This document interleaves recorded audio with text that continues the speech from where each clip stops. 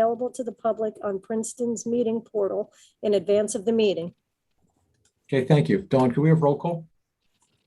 Ms. Carone Lambros, Here. Ms. Niedergang, Here. Mr. Cohen,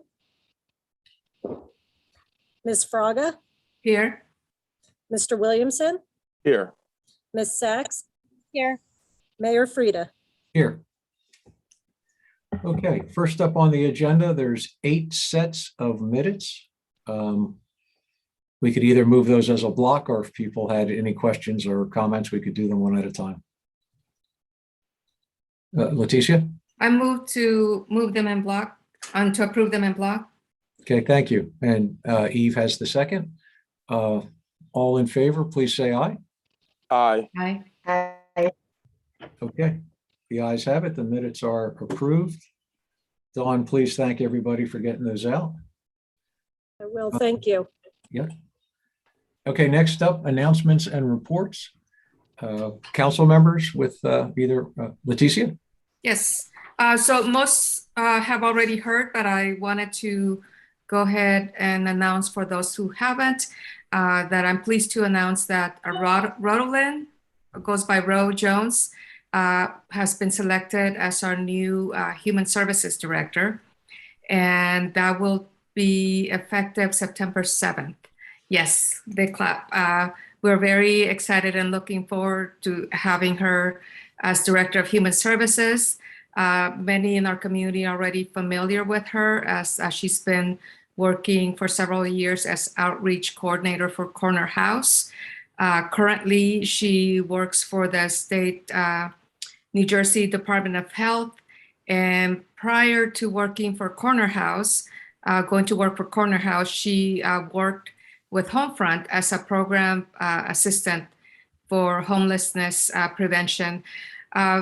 Bernie, who also, and Jeff Grosser, who also took part in the selection process, can attest that we had some really great candidates, very qualified.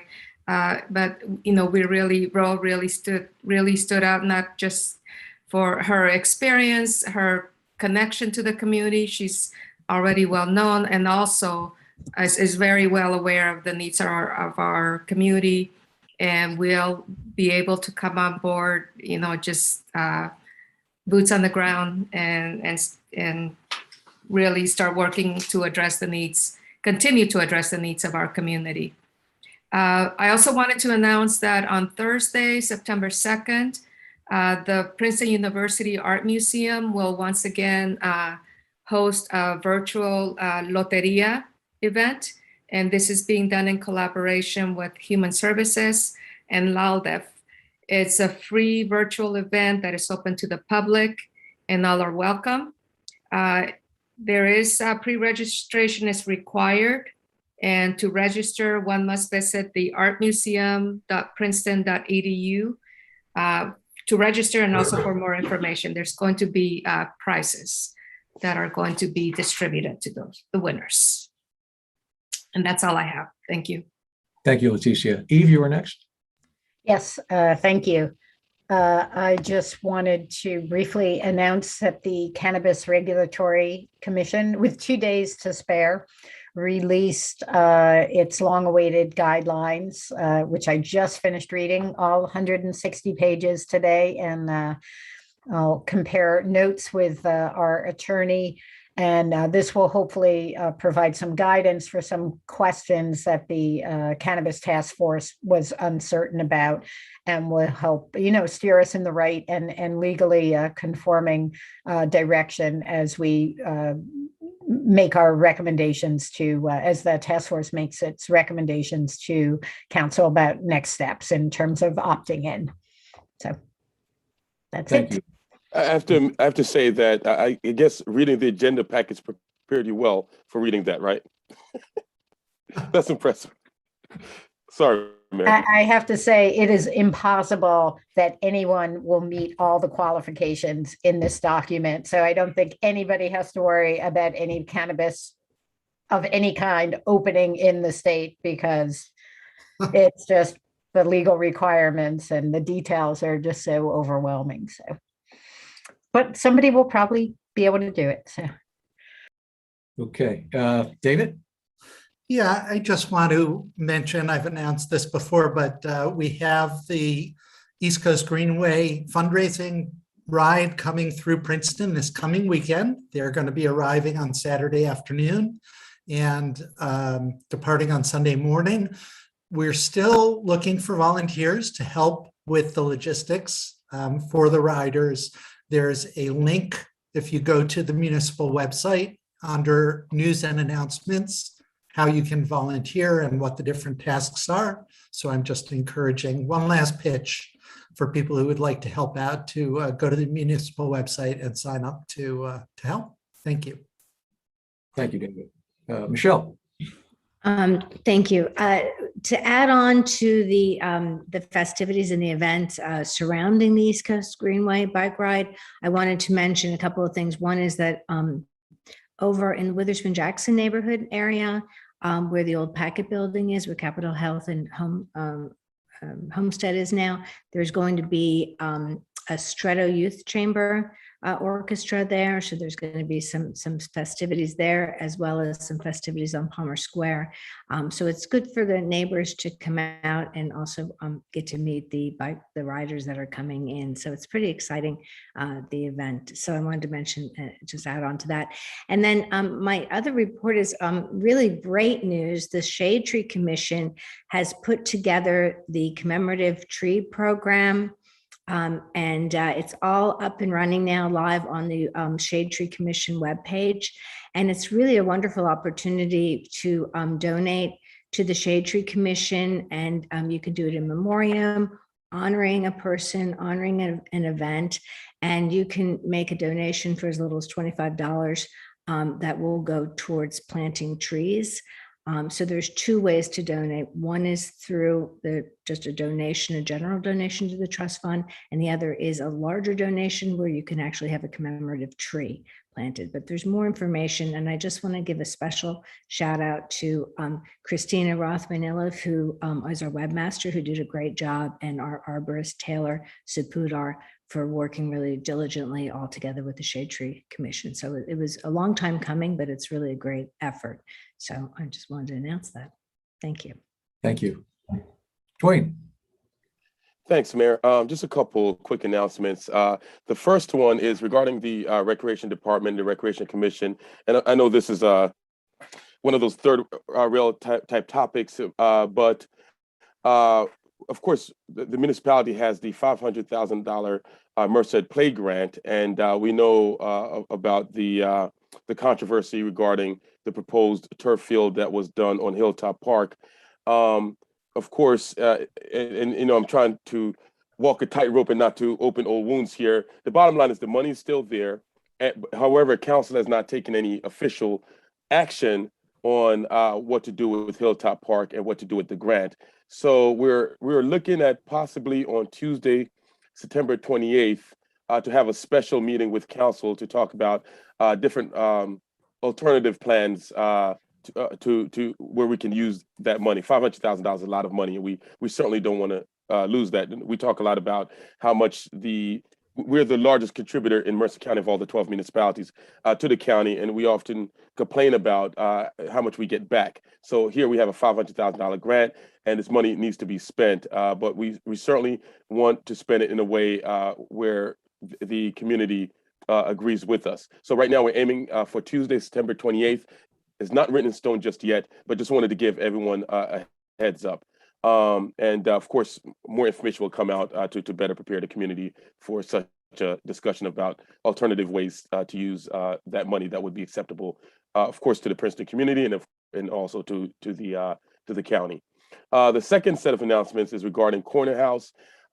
This August 1971, 50 years ago, is when Corner House started doing its providing the excellent services that Corner House provides to the Princeton community.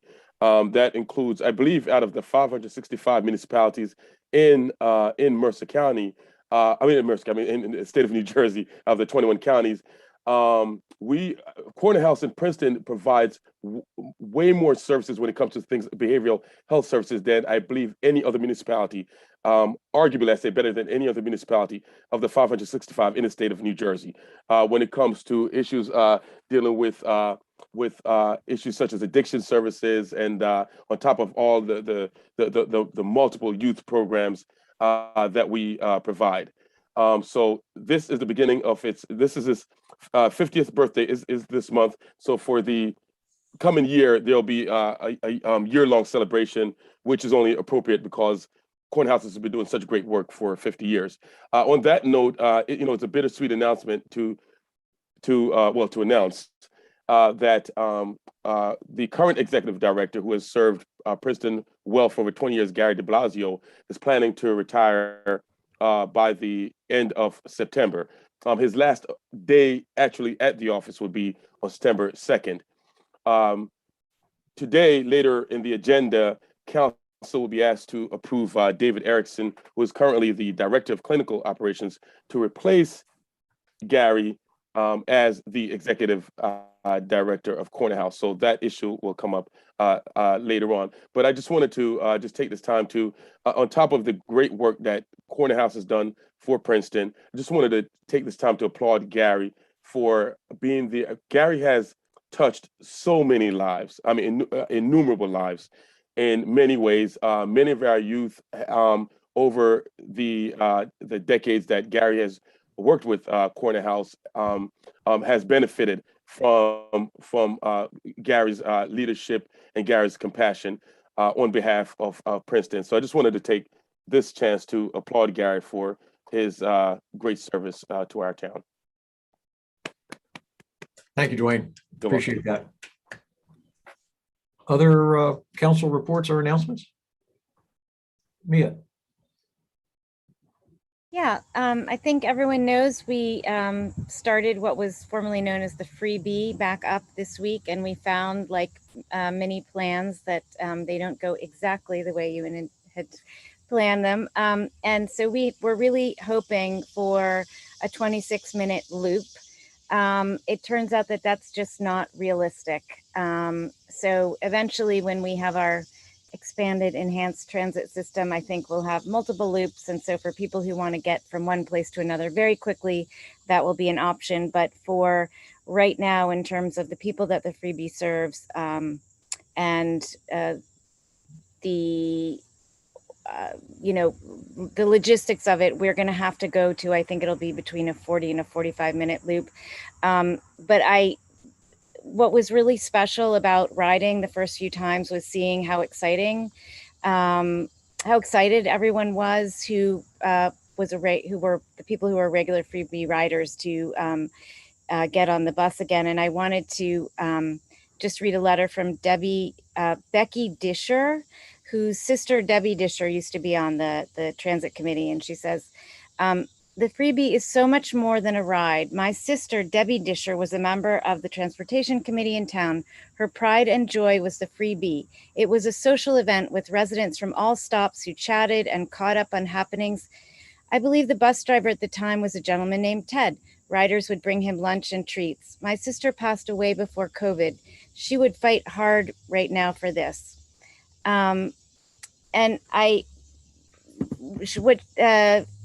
Becky reminded me, and what I saw was that the freebie really is, for the people who ride it, so much more than just getting from point A to point B. It's really an opportunity to connect with and socialize, and that takes a little longer. So I think for now we're going to go with a longer loop, and Jim will announce. Jim Purcell, our assistant engineer, is working on that. So when we figure out exactly what the stops are and how long it will take, Jim will let us know. But suffice to say that the 26-minute loop, while a worthy aspirational goal, did not succeed. So, but lots of other good things around the bus that are happening. So, Thank you, Mia. Other council announcements or reports? Bernie, anything on your end or other staff before we get to Jeff's? Jeff, I don't think will be on the call. I can handle Jeff's if you want me, Mayor. So in the packet, there's a letter from our health officer, Jeff Grosser, You will recall on July 4th, Governor Murphy terminated the public health emergency. At that time, we began to think about going back in person for our meetings. We had set a tentative date of September 13th because we needed to get the room ready, and there are certain notice requirements we must do ahead of that. However, and the numbers were really good at that time. It was always understood that that would be a fluid situation and we would react accordingly. The numbers are up a little bit, as you can see from our health officer's recommendation. He recommended we push out the start date. So September 13th will not now be the back live meeting day. We will continue remote, at least for the near future. And obviously we'll make that announcement and we will notice when we are going to go live. But for right now, we will be remote. And I'll cover one other issue. I don't know, I guess council wasn't going to cover. I want to thank our police department. There had been some thefts from some mailboxes in the municipality. And through, quite frankly, old-fashioned police work, they arrested 2 people 2 days ago. They surveilled the boxes and were able to catch 2 people, and they found things they had taken and the tools to take them. So congratulations to Chief Morgan and the officers involved with that. Thank you, Bernie. That's it. Thank you. Thank you. Eve? Thanks. I'm really glad you mentioned that because, I think the total amount of money stolen was something like $150,000. It was really not insignificant. I also wanted to take a moment to thank our emergency rescue, police and fire department, because I think the last 24, 36 hours were really challenging. There was a water rescue. There was this kind of event really puts a lot of stress on those services. And as always, they stepped up. Mark, you weren't here to do anything, but I know that you left good people while you were out. I just wanted to add one more thing about while obviously the decision by the recommendation of the health officer about when we're ready to go back to in-person meetings is very important. I think that's not the only element, and I want to make sure that there's a full discussion by council, because once we decide for us, we're also deciding for our boards, commissions, and committees. And I really, want to make sure that we address this from a number of different aspects before we make that decision to go back in person. So just put a pin on it for when the numbers look better and it becomes a live option again. Thank you. Thanks, Eve. David and then Leticia. Yeah, I just want to follow up on what Eve was saying about having a public discussion about policy around going back in person. I'm very interested in the possibility of a hybrid kind of meeting. I know that I think Bernie gave us a report a couple of weeks ago that nobody else in the state is doing it. But to me, that doesn't actually conclude the discussion, because if it's possible to do it, I'd like to have us at least discuss how one might do it and whether council is interested in trying to go on with hybrid meetings rather than entirely in person. So. Okay, thank you. Leticia? Yes, and I just wanted to add to that, at our last council agenda setting meeting, it was discussed, and I think we agreed that we would want to hear from our Board of Health, recommendations from our Board of Health. The board did not meet this month, but they will be meeting in early September. And I see that the chair of the Board of Health, Meredith Hodak-Avalos, is listening in. And from what I understand, it's already planned to discuss, the Board of Health is already planning to discuss and hopefully be prepared when the time comes to issue some recommendations about going back in person meetings. Thanks. Mia? Just a quick thing on this topic that I think it's really important that whatever regulations that we are asking of our employees in the municipality, that however we land with our own meetings and gatherings, that we adhere to the same regulations that we are asking our employees to adhere to. Any other council announcements, reports? All right, just on one agenda item. In the consent agenda, there's resolution 21-287, and it's been requested that we take that out and handle it under the resolution section. So I'm just going to mention that now, and so we're all aware of it, and we'll take that one under resolutions. Did anyone have anything else on the agenda that they had a question on or change or anything? Just want to make sure before we get rolling here. Okay, all right. Why don't we go to public comments for items not on the agenda?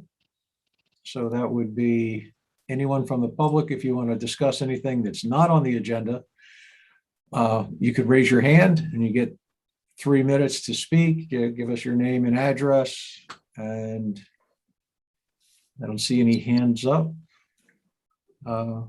Okay. So we'll close that part of the meeting and we'll go to presentations and sustainable landscaping proposed changes. Eve, are you leading that or? I am. Okay. And Adam's going to help me by sharing his screen. Okay. Thank you, Adam. Here we go. Excellent. Thank you. So just No as problem.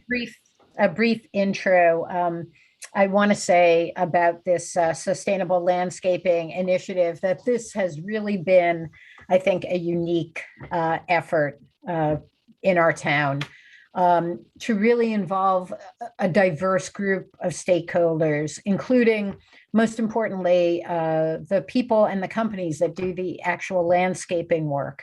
This initiative has been designed from the beginning to hear the voices of those who are usually powerless and voiceless. It hasn't been a perfect process, and it has been a challenging one with different constituencies, with deeply held viewpoints and priorities.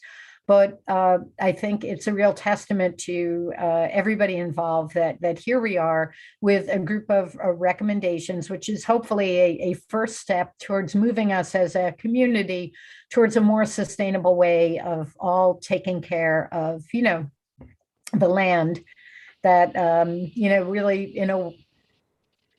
in a kind of, I don't know, mystical way doesn't really belong to us, of which we are kind of the temporary caretakers. But I think we owe it to the local environment, to the concern about climate change, to really try to manage our community sustainably and in the best possible way. And that's what we're working towards. It's a big goal.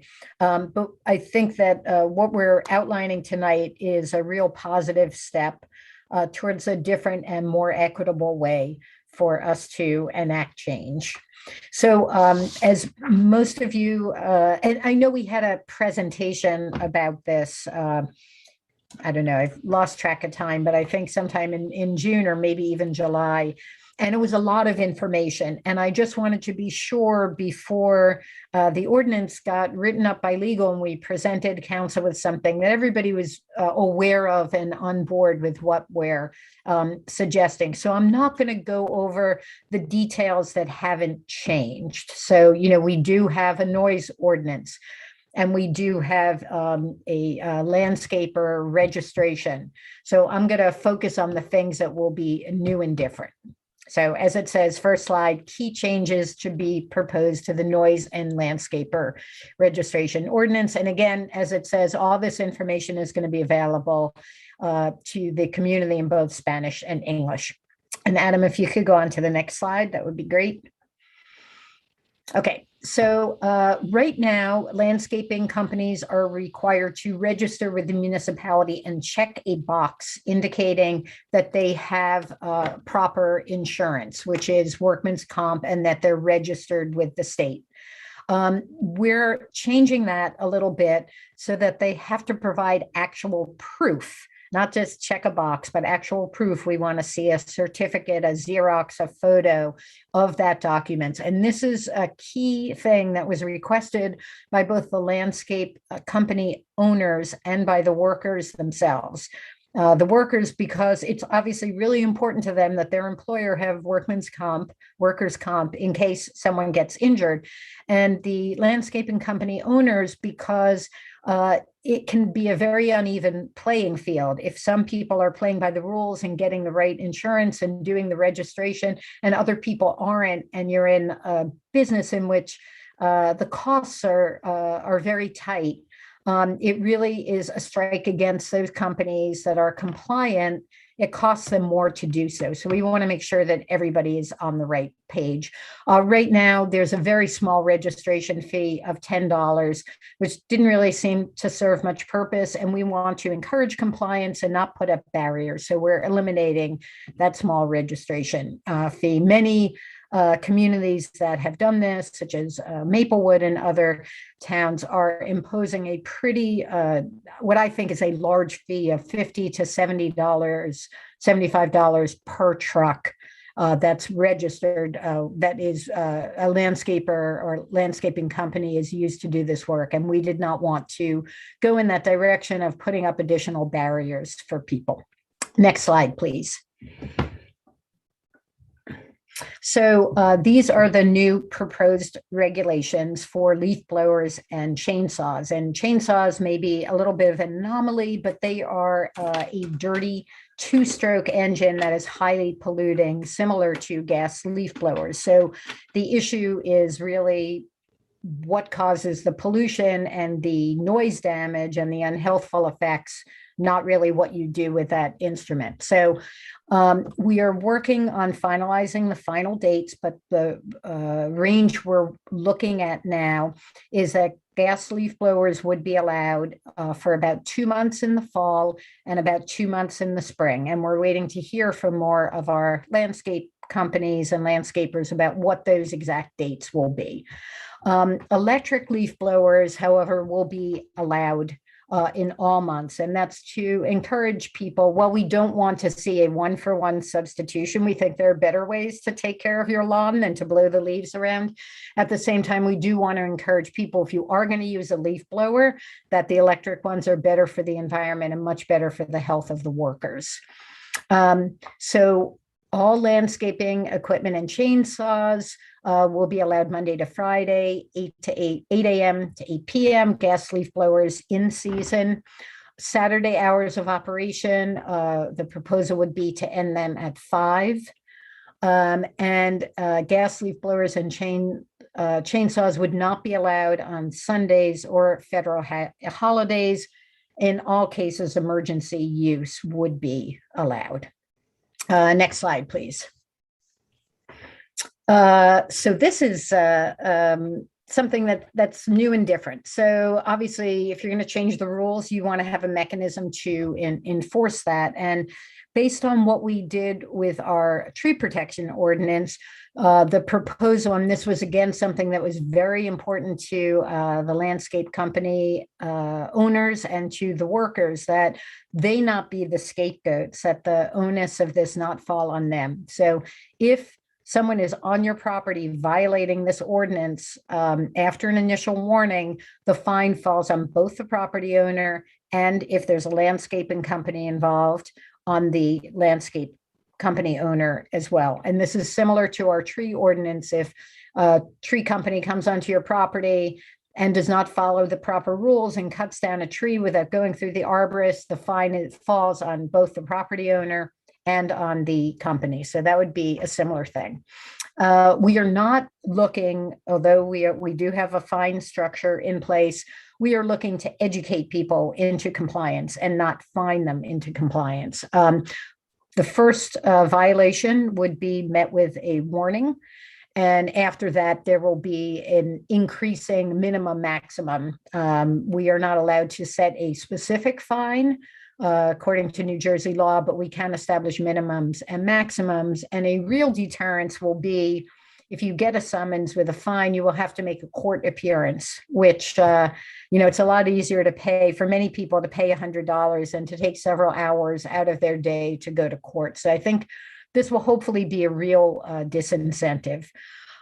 We are hoping that any money in fines, which may or may not be very much money, would be used to benefit landscape companies and workers and ease towards the transition to electric use of electric equipment. It's not 100% sure legally if we can dispense money from the municipality to individual company owners. But what we can do at least is education. And so one of the things we're thinking of is some kind of education where if we do collect any money, or even if we don't, from hopefully private fundraising, to help provide business counseling and coaching to help some of these very small companies be able to run their businesses better, more efficiently, to know what their costs are, to know what they can charge, and really have coaching to provide a more scientific approach.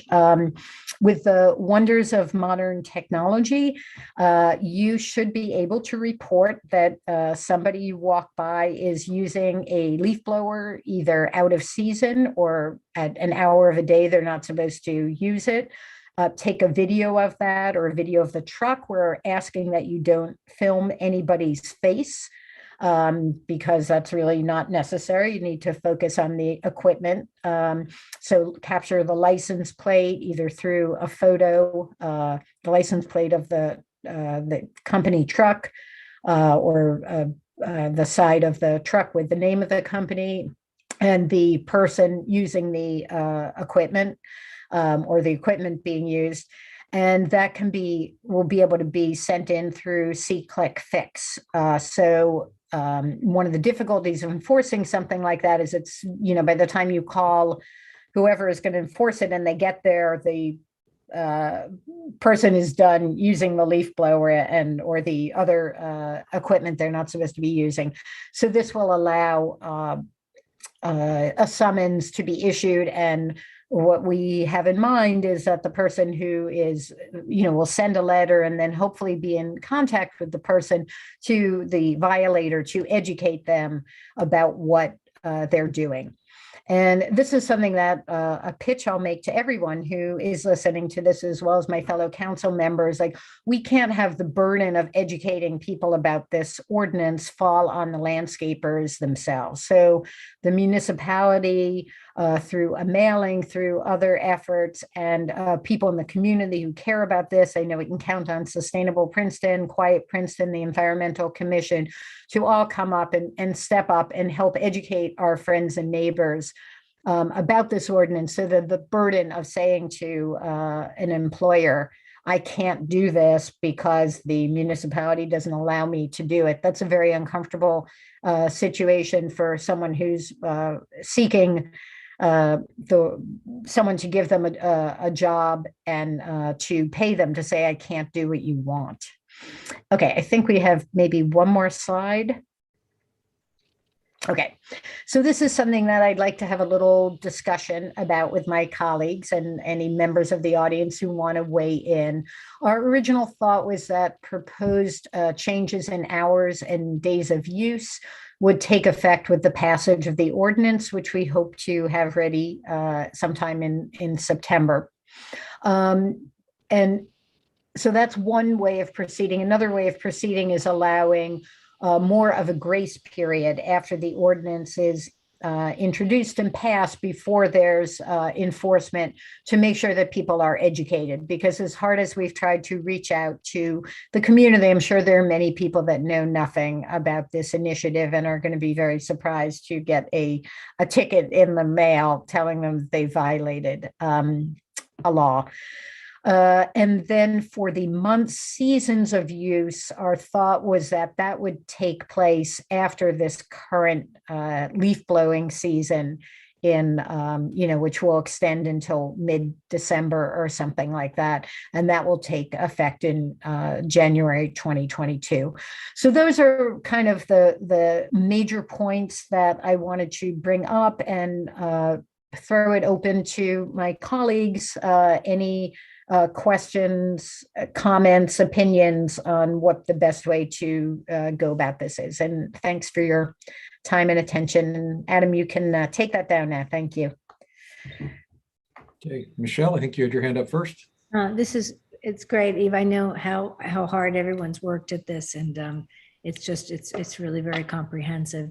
I have a couple questions and a couple concerns.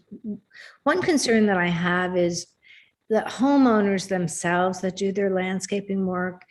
If you prohibit Sunday work for them, and that's one of their days off, or maybe their only day off, that's going to be very difficult. That's for the gas powered leaf blowers or gas powered chainsaws? Yes, so you would be able to use other equipment. It would just be for those two things. Okay. And then I guess, and that feeds into giving enough time and warning for people to, then purchase if they're going to replace their current system, so that they have time to buy electric. I know, like the landscapers in particular, if we pass this now this is the heavy season we're coming into. This wouldn't go into effect until, the months of use wouldn't go into effect until after this year. And even the ordinance wouldn't forbid you to use a gas leaf blower. It would just restrict you to 4 months out of the year, 2 months in the spring and 2 months in the fall, which is what we've heard from the people doing the work. Or these are the times where the gas leaf blowers are most needed. And we wanted to give people time to transition. Like, you probably don't need a gas leaf blower in June or August. Right. That can be done in other ways. I mean, probably you don't need a leaf blower of any kind at that time, but. Well, yeah, but it also brings the awareness of not using a leaf blower just to clear your sidewalks and things like that. That we need to make sure we need to make sure that our public works is not using the leaf blowers either, and that when they do, they're electric. So there's the noise element, but then the pollution element. So I think this is extremely thoughtful, and I definitely would say, that if we can give some notice so that people, can start to purchase when they replace their equipment for the landscapers or the owners themselves, when they're replacing, that they buy electric instead of gas. And I think that the new technology is good. I think the electric leaf blowers are good now, and maybe a little bit more expensive, but they're more, just real quick. So I think the worst part of the season in this part of the country, they're not quite there, but they'll continue to improve. But even though it's a higher upfront cost, in the long run, if you can get past that, they are much less expensive to maintain. You don't have to buy gas or propane for them. So it is cheaper in the long run, but that is a heavy burden if you're a small company, to be told that, put out this kind of money and in 5 years you'll have saved. So even though it's true that they are less expensive in the long run, it is a big cost up front. Leticia and then David. Yes, thank you. And thank you, Eve. That was a very detailed presentation. And I know a lot of work has gone into it. Meetings that you've held, including getting input from the landscapers. So I would hope that there might be opportunity for more community input, community outreach and input. There was just one part of it. I mean, it seems very reasonable. There's just one part of it that troubles me, and that is the videotaping and taking pictures and reporting neighbors and landscapers, some who at first may not be aware that they're doing something wrong. I don't know, it just seems, I know we have the C-click fix, but that I know it's to report potholes or missed garbage, but to be reporting, whether it's neighbors or the lands individuals, I don't know. This seems problematic to me, and I wonder if there's alternative solutions or options for doing enforcement. Well, we have not been able to come up with any, nor that we know of have other towns, but I'd be happy to hear ideas. Again, the whole emphasis on this is not punitive.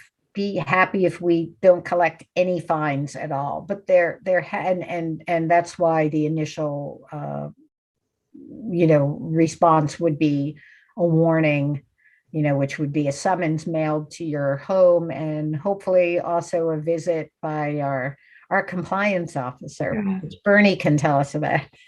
Yeah, I'm sorry, it may be unfair, but the first thing that came to my mind is what we've seen a lot in the news as individuals calling 911 to report wrongdoing, Yes. falsely report wrongdoing. Yeah. So that's the first thing that came to my mind, and why I have some concerns about that. I'll say the landscapers we spoke with did not voice any objections to this. Their one concern was that try to not capture people's faces, but that someone is using the equipment at a time and place they're not supposed to. So, but I mean, that's definitely an important issue. Leticia, thanks for raising that. Thanks.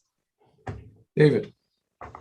I have two questions or concerns. First, as you started the presentation, Eve, it sounded like this is going to be entirely covered under the noise ordinance and the landscape registration ordinance. Is there not going to be sort of a third ordinance that is standalone? And the reason that I asked the question is that, if somebody has a large property and they're using this equipment and it doesn't violate the noise ordinance in the sense of being audible off of the property, in that case, I'm not sure it belongs in the noise ordinance.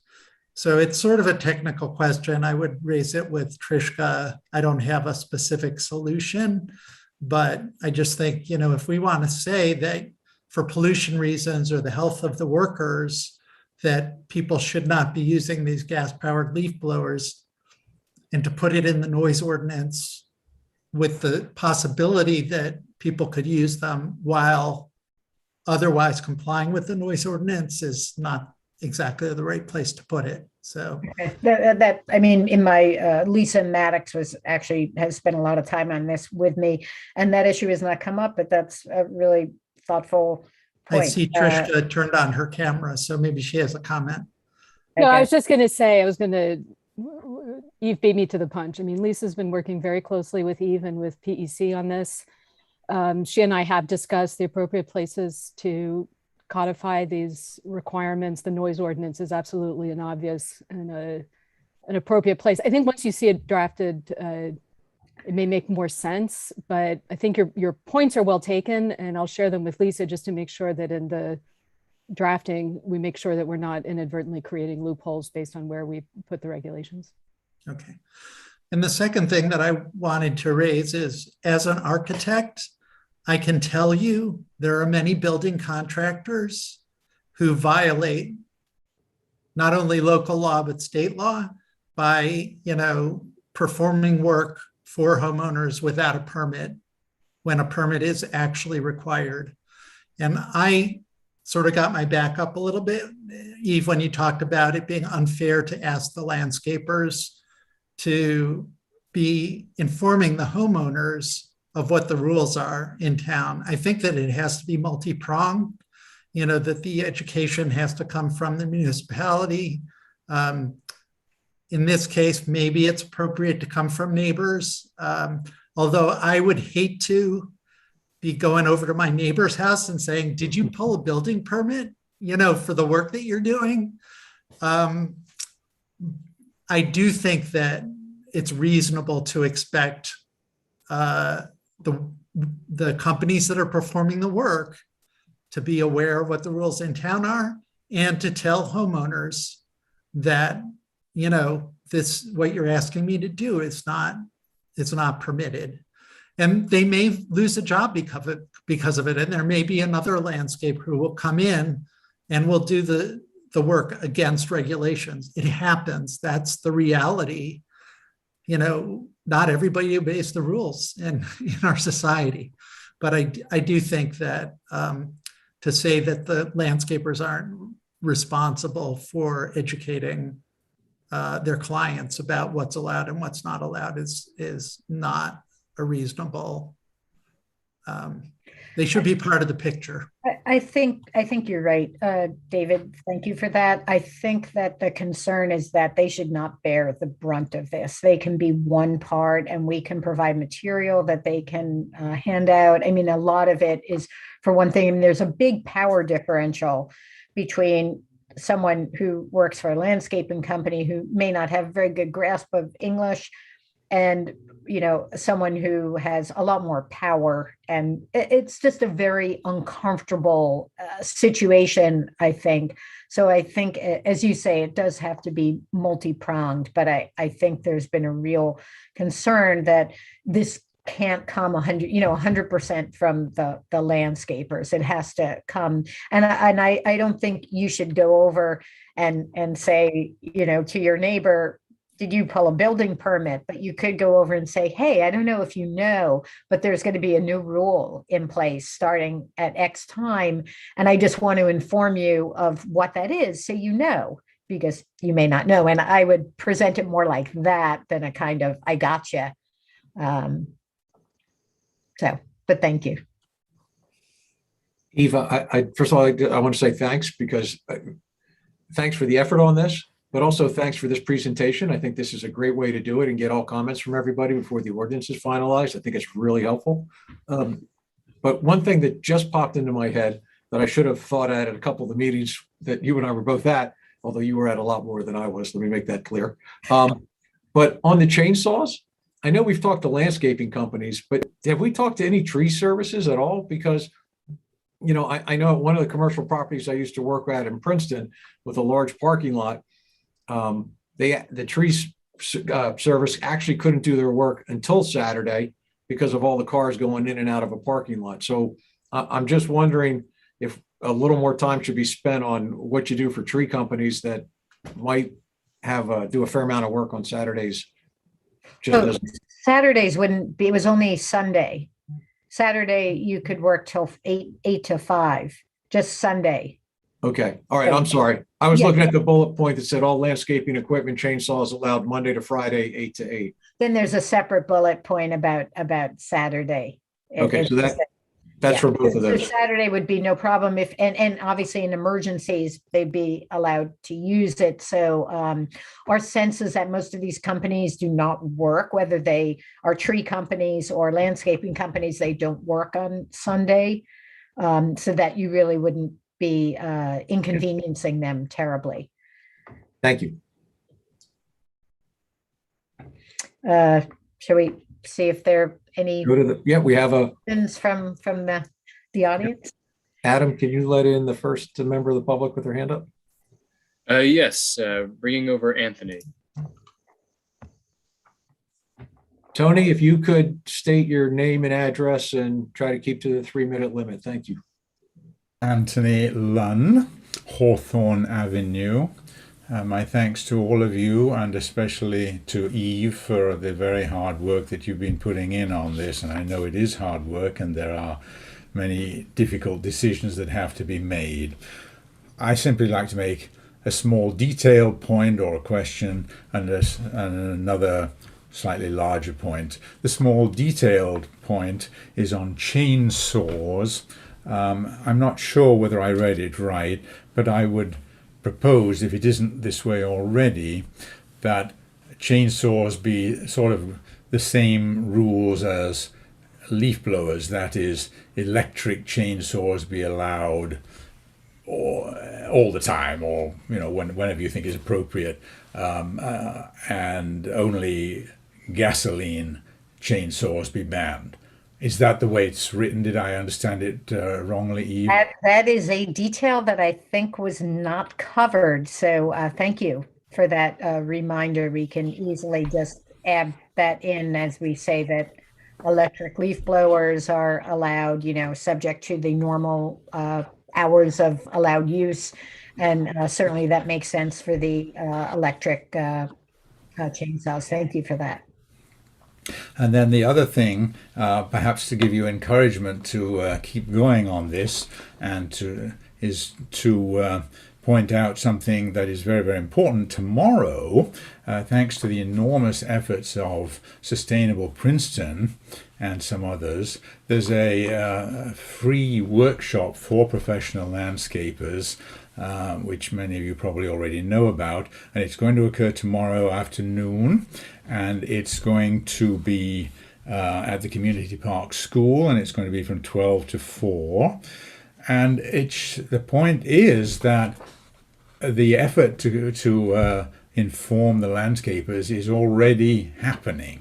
And so we're really on the road here, and we're hoping, and Sustainable Princeton is hoping, that the landscapers will begin to see the benefits of this equipment, and they're not just showing them leaf blowers, they're showing them mowers and other things too. And eventually they will be able to get across the idea that, yeah, these things are actually good and they're actually going to save you money. And it's not a terrible thing as you thought it might have been. So do continue what you're doing. Do proceed and get this ordinance completed, and be assured that other efforts are going on to help the transition. Thank you very much. Thank you, Tony. Dwayne, and then I want to go to Josh Cinder, who has his hand up. Mayor, thanks. Just a quick question. This goes with what Mr. Lund just mentioned. I wonder if, as part, we were talking about where the owners should go as far as landscaping professionals getting educated as to the proposed ordinances. Is there a way, it's sort of me thinking out loud here, and it's maybe a question for Trishka, legal question. Is there a way that we can somehow tie recertification to some sort of mandatory attendance at some sort of educating event, such as the one that Mr. Lund has mentioned? They don't necessarily have to take a test, but at least have to attend some sort of event and certify and get some sort of certification that they attended as a way of as a prerequisite to being permitted to operate in the town. Yeah, we can certainly look into that. I mean, I don't know the answer off the top of my head, but we'll definitely take a look. The registration form that we're going to try again to make sure that that landscapers do register, because at one point when the landscaper registration form had first started, there's a high level of compliance, and over time that sort of ebbed and we weren't following up. So hopefully we'll be able to do that as follow up more. And that does indicate there is something that you check on that form in which you say you're familiar with the rules and regulations, state and and local as well. And again, when they register, they'll get all the information in English and Spanish. I mean, as to a specific class, I would like to talk with our landscaping companies and the people that work most closely with them to find out, because this is a business that doesn't yield a very large profit, and to pull somebody out into a class that may take 2 hours of their time or something like that, I'm a little hesitant to do that without the feeling that that wouldn't be an undue burden, but it's definitely something to think about. I would come back by saying this is important enough for the environment and for the health of workers that it shouldn't be too much of a burden to even if the class is for 1 hour or so. That shouldn't be too much of a burden, but that's just my humble opinion. It's my input. Thank you. Thanks. Yeah, thanks, Dwayne. Let me just get to Josh, and then we'll get back to the council people. Josh, did you have a question on this? Yes. Two points. First, so emergencies happen all year round, as the storm we just experienced, came through. So from my experience, chainsaws are pretty much the only effective way to chop up a large tree. Electric ones just don't cut it. There would be I'm sorry, Josh, there was a little bit at one of the slides that if there's an emergency, all the rules go by the wayside. You do what you need to do. So just want to set your mind at ease about that. Okay, and then the other question I had was, the school district, are they going to have to comply with this ordinance? I mean, in my neighborhood, yes, I hear leaf blowers all year round, and yes, I'm right across the street from the high school, but I have to say that I hear them more often from the high school and from the school district than from any of my neighbors.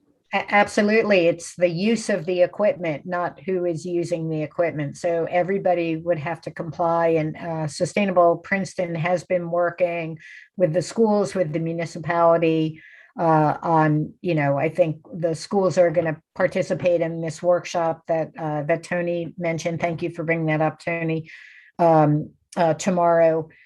So, we're trying to get the news into that community, and, everybody is going to have to comply with the law. Thank you. Okay, I'm sorry, Michelle. Just a process question.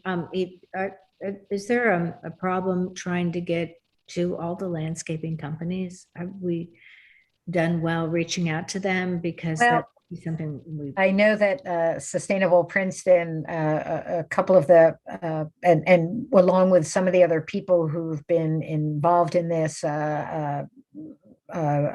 Molly from Sustainable Princeton speaks Spanish, and Maria Huega has also been going around. There's been, and Samuel Garcia, who's been an intern at Sustainable Princeton, and all of them have been going out over the last couple of weeks, just driving around, talking to the landscapers, telling them about this, telling them about the workshop tomorrow.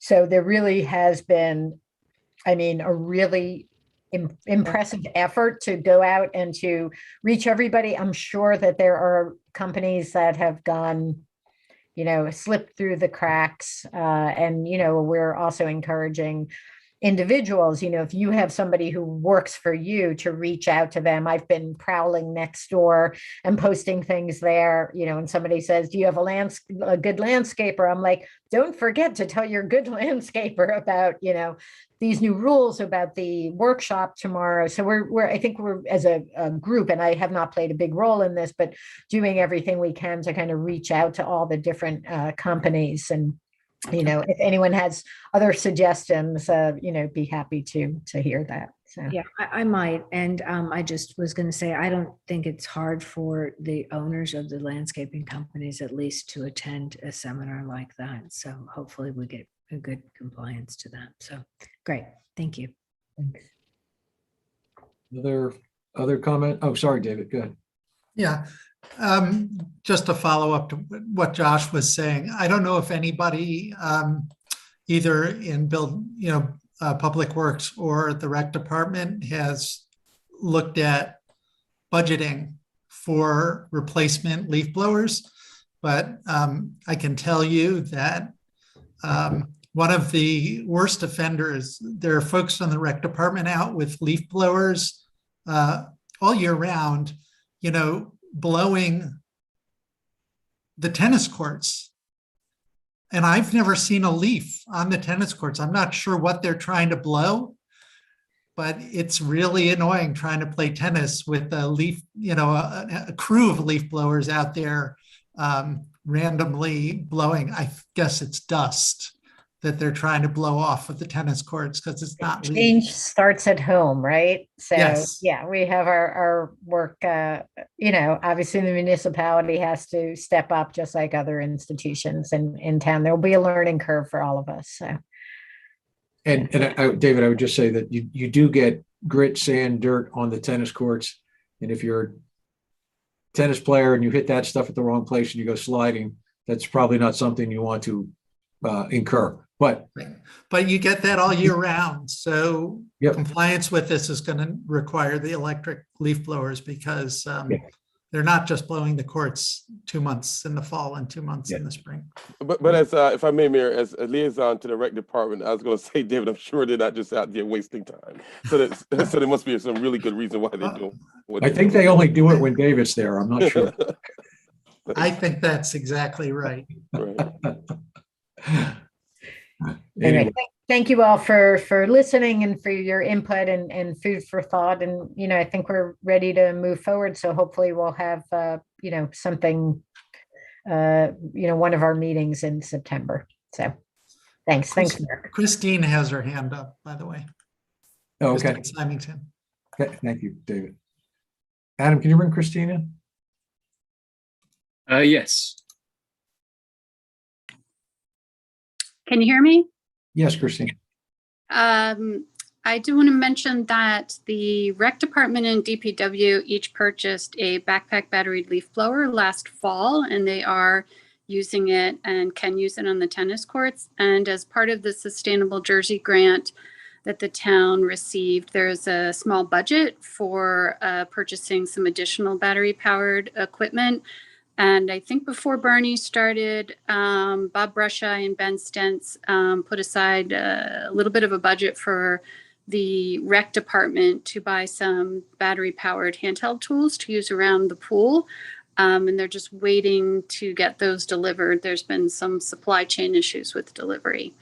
So that's the status of municipality incorporating some battery powered equipment into their inventory. That Sustainable Jersey grant also includes a small budget for the Princeton Public Schools to purchase a piece of battery powered equipment. Thanks, Christine. Thank you. Very welcome. Thank you. Very welcome. Okay.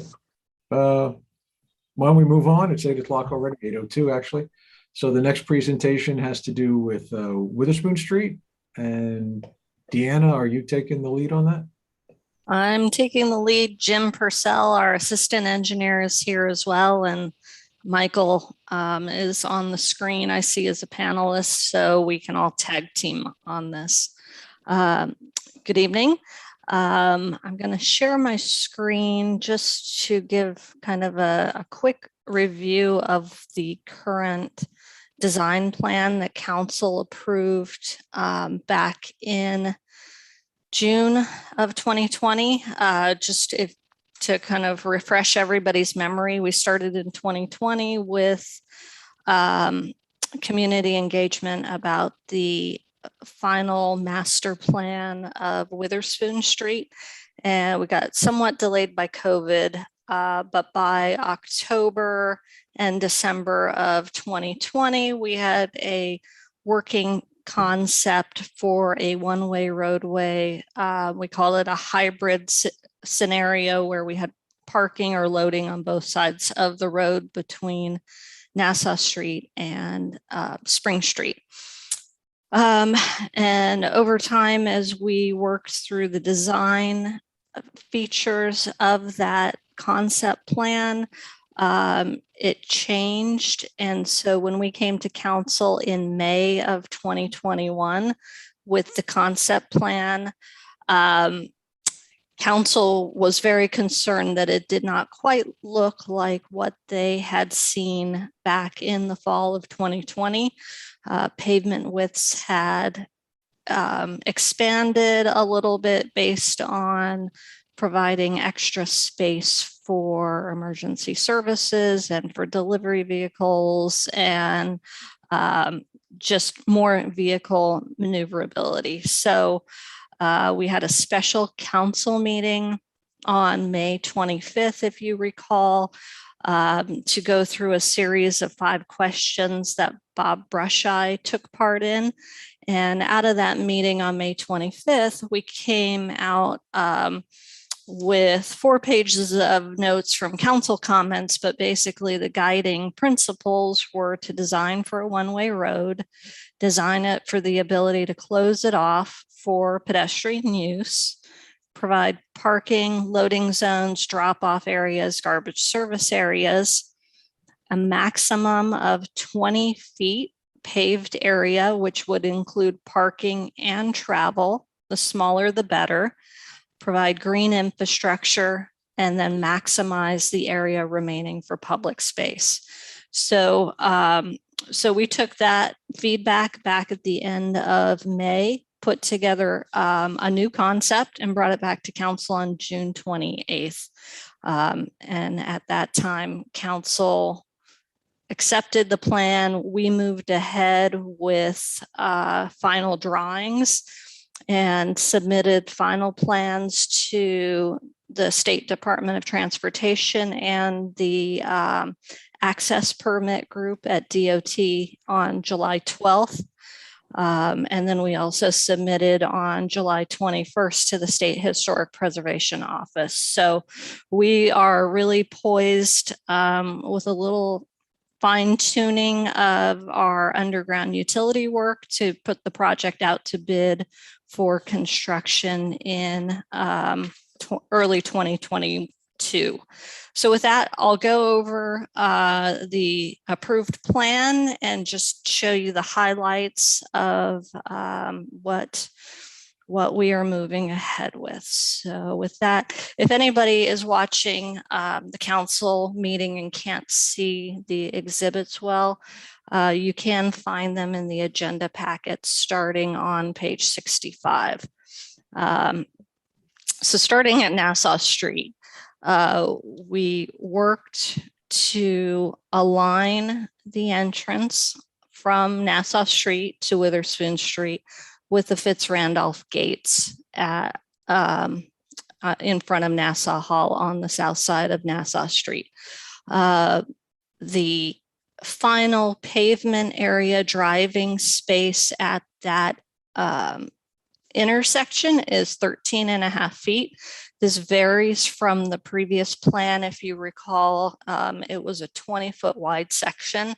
So you can imagine if you are a driver on Nassau Street and you're approaching that, you know, it could be somewhat confusing if you see a 20-foot wide entrance, but then it's only signed as a one-way road. So in order to maximize pedestrian safety at the intersection, we necked down that intersection space so that it's only 13.5 feet. The idea is as you travel north, you have a 12-foot travel lane and a 10-foot service lane on the west side of the road. We still have the flexibility with this design if there was ever the intention to make this a two-way road. We have a curb-to-curb width that can accommodate a two-way traffic. The only changes that would be necessary is where we have these curb extensions, that the curb extensions would have to be removed. And so in this case, you've got it at 3 locations between Nassau and Spring. The most cumbersome part is at Nassau Street because of the traffic signal that the Department of Transportation will be replacing in this area. And with ADA requirements, you need to have the signal poles close to your ADA ramps. So that could be an issue in the future. But moving on. Deanna? Yeah. I'm sorry. If people have questions on a specific detail, not to hurt your ability to get through this, but do you want them just to jot their questions down and ask you at the end, or do you want any questions as you go through? What's your preference? Why don't we jot them down and we'll cover them at the end. Thank you. Thank you. So then again, at South Tulane, we created another curb extension. I'm sorry, not South Tulane, at the Tulane Yard parking lot entrance off of Witherspoon Street. There is another curb extension which reduces the travel way again to 13.5 feet. The idea is that really this is a pedestrian space, and we want to regulate the way that the vehicles operate in here. So by having the 12-foot travel lane instead of 20 feet, which is in the like April, May versions, we're really indicating that this is a travel lane, that there's no stopping or standing, but also looking to reinforce that we want lower speeds in this space. So that's another piece of this. Then as you move from the Tulane Yard driveway to Spring Street, again, you have another service area that comes, that is identified on the western side of the road. This plan has many improvements over the plan that we had previously seen. And I remember one council member had said that the previous plan was really timid, that we weren't really satisfying the goal for the pedestrian, to maximize the pedestrian usage of the space. And so with this plan, you know, we spread out the usable pedestrian space because before we had more bump outs that allowed for parking on the east side as well. So it really minimized some of the available pedestrian space. But we also now have the ability to create this green alley of landscaping from Nassau Street to Spring Street. And it does extend up all the way to the project end at Green Street, but it's really evident in this part of the roadway. And I just want to show you some picture examples of this space while we're here. And I'm going to try, hopefully, can you see that I've switched over to a PowerPoint? No. Okay, let me stop and I'll share again. Okay. So let's see here. Okay, can you see Witherspoon Street update now on the screen? Yes. Okay, so shown here facing the Fitz-Randolph gates, I just took a street view image from Google and tried to draw in where the new curb lines will be. So what you're seeing in these white lines are the new curb lines. And so this is the area that I talked about, 13.5 feet wide, to really indicate that this is a different type of space to vehicular traffic. Our consultant has looked at it for truck turning movements. The Department of Transportation is looking at it for truck turning movements. And the idea is to maximize the ability of fire trucks and those types of vehicles to still get into this space. But so this is indicating, you've got the travel lane in this space and the service area in this space. And what we actually are planning to do, unless there is anything that's raised at tonight's meeting, is to move the bin blocks tomorrow to replicate what the design layout is from Nassau to Spring Street, so that people really can get a sense of that new pedestrian space that's going to be available. So anyway, so let me just continue here. So I happened to be at University of Tennessee on my vacation with a college tour for my daughter, and I found perfect example of what we, all right. Sorry, I did something to my screen and I want to just restart that. Okay, so we saw a perfect example to show what it's going to look like on Witherspoon Street. So the top picture here, you show kind of the situation we have on Witherspoon Street. We had metered parking with meters planted in the sidewalk. We've got trees and tree wells that are taking up some of the available space. And then you have the on-street parking. What they did is they came in and they actually put in green infrastructure. So they increased the size of the pedestrian space. They put in tree wells and green infrastructure in place of that on-street parking. And that, it really is what we are looking to do with Witherspoon Street. And so this is, again, this is just a blown up version of what that looks like. And this is what it looks like from my visit there a few weeks ago.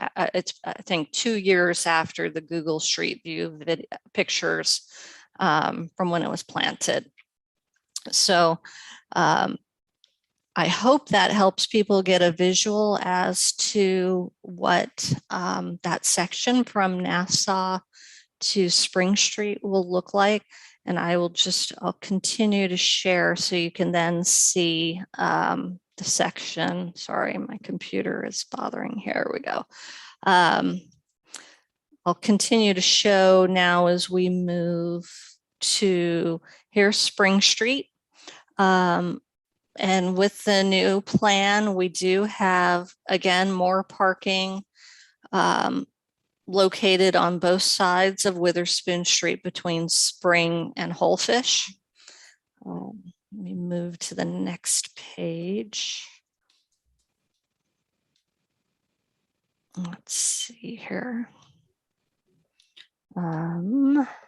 Sorry, I'm challenged tonight. There we go. Okay. So then from Wholefish, which you see here, to Paul Robeson, we do have a neck down at the intersection with Wholefish in this area.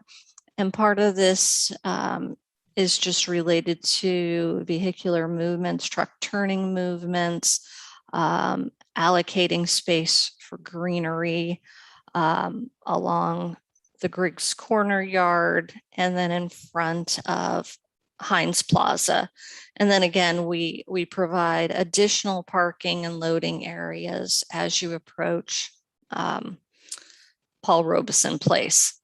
So, and then lastly, and these plans are not different from what you saw in June at the council meeting. What you saw in June was more the colorized kind of marketing type of a drawing, where what I'm showing you now is our actual construction drawings.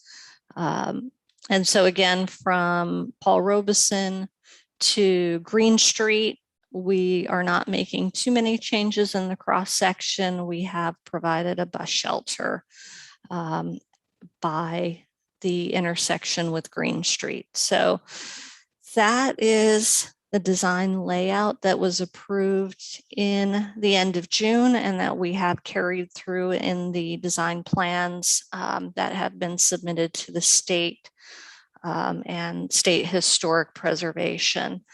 I'm going to stop sharing my screen now. I know there's been questions about schedule and how are we looking to coordinate with various projects. Many of you, I think, are aware that next year we have the hotel in construction. We have the Griggs Corner lot will be in construction. The town has a project with the Spring Street garage to do structural repairs to it. And then as in conjunction with our Witherspoon Street project, the state has the replacement of the traffic signal at Witherspoon and Nassau. So we've got quite a few projects underway.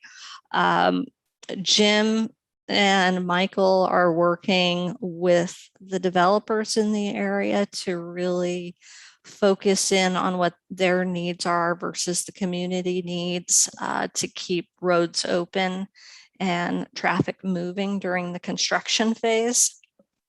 I think with the hotel, we will be having a presentation from the construction management firm before they start any exterior demolition work.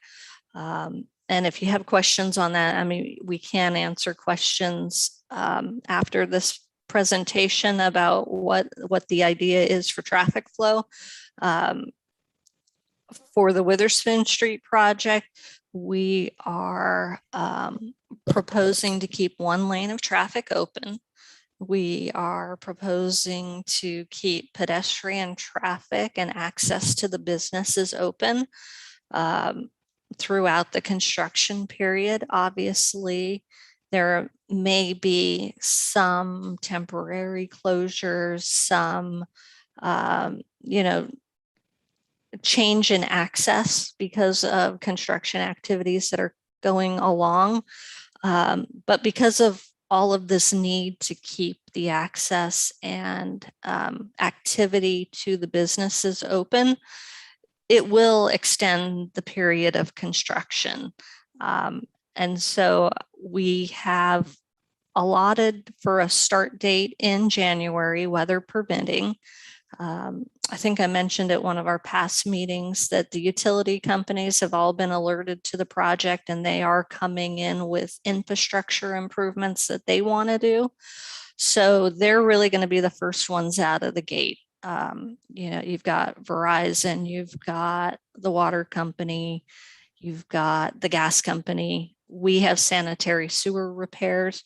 So all of that work we're looking to take place in the first quarter of 2022. Then we are currently working on a scenario where our road contractor starts at Green Street and works towards Wholefish. And that would be from like the second quarter, the April to July timeframe.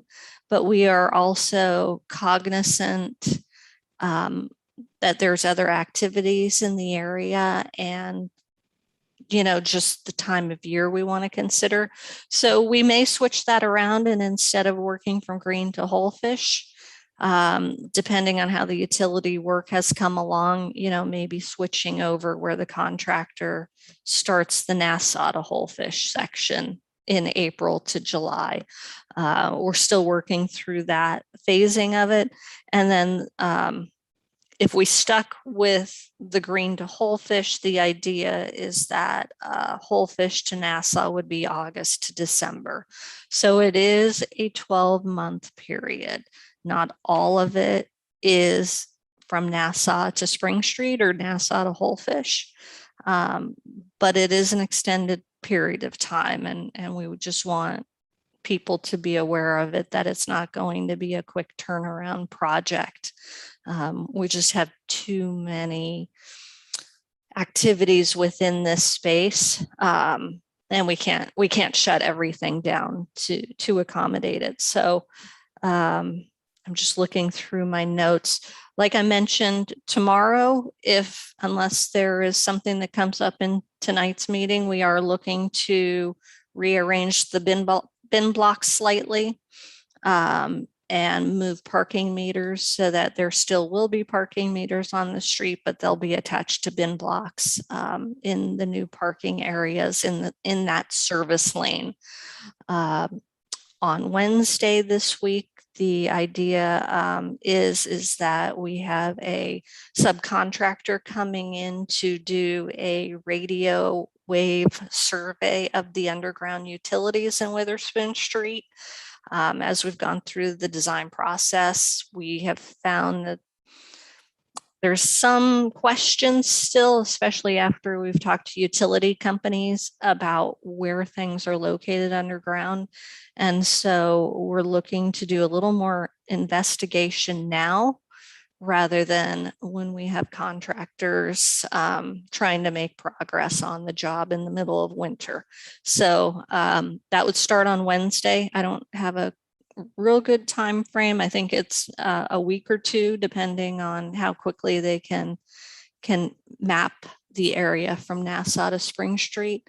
And then we'd be looking to get out to bid in the next month so that we can get contractors on board for January. So just looking at my list, I think that was everything I wanted to cover. I can definitely answer any questions, as Jim and Michael can as well, if you have them for us. Thanks, Deanna. I'm going to assume there are one or two questions. Mia, you want to go first? And then I think Michelle is next. Yeah, this is a comment and a couple questions. The comment is that I spent quite a bit of time in the past week meeting with different people who have strong points of view about what should happen on Witherspoon. Not surprisingly, it is if the library is the town's living room, I would say that Witherspoon is our shared public space, and people have very strong opinions about it. I spent some time with Michelle and a representative of the merchant community going up and down Witherspoon Street inch by inch and trying to understand the implications of the design. one thing I would just like to say to everyone at this point in time in our country, we are incredibly divided on every possible issue. And I would love to see the town of Princeton not be divided over a road. I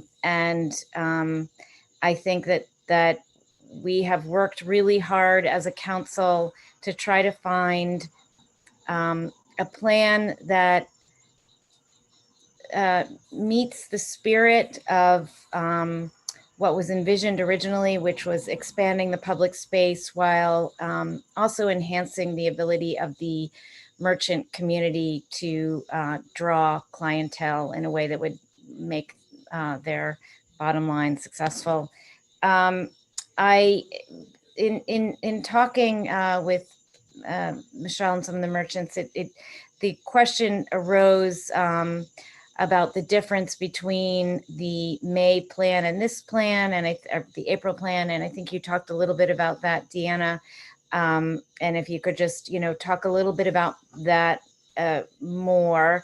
And the other thing is, I just want to say personally, I think what I had said at that meeting is that I wanted to make sure that in trying to walk a middle path and that we didn't divide the baby in a way that killed both sides. So I do think that we have succeeded. I know that some won't agree, but I think we have succeeded in finding a plan that maximizes the benefits and minimizes the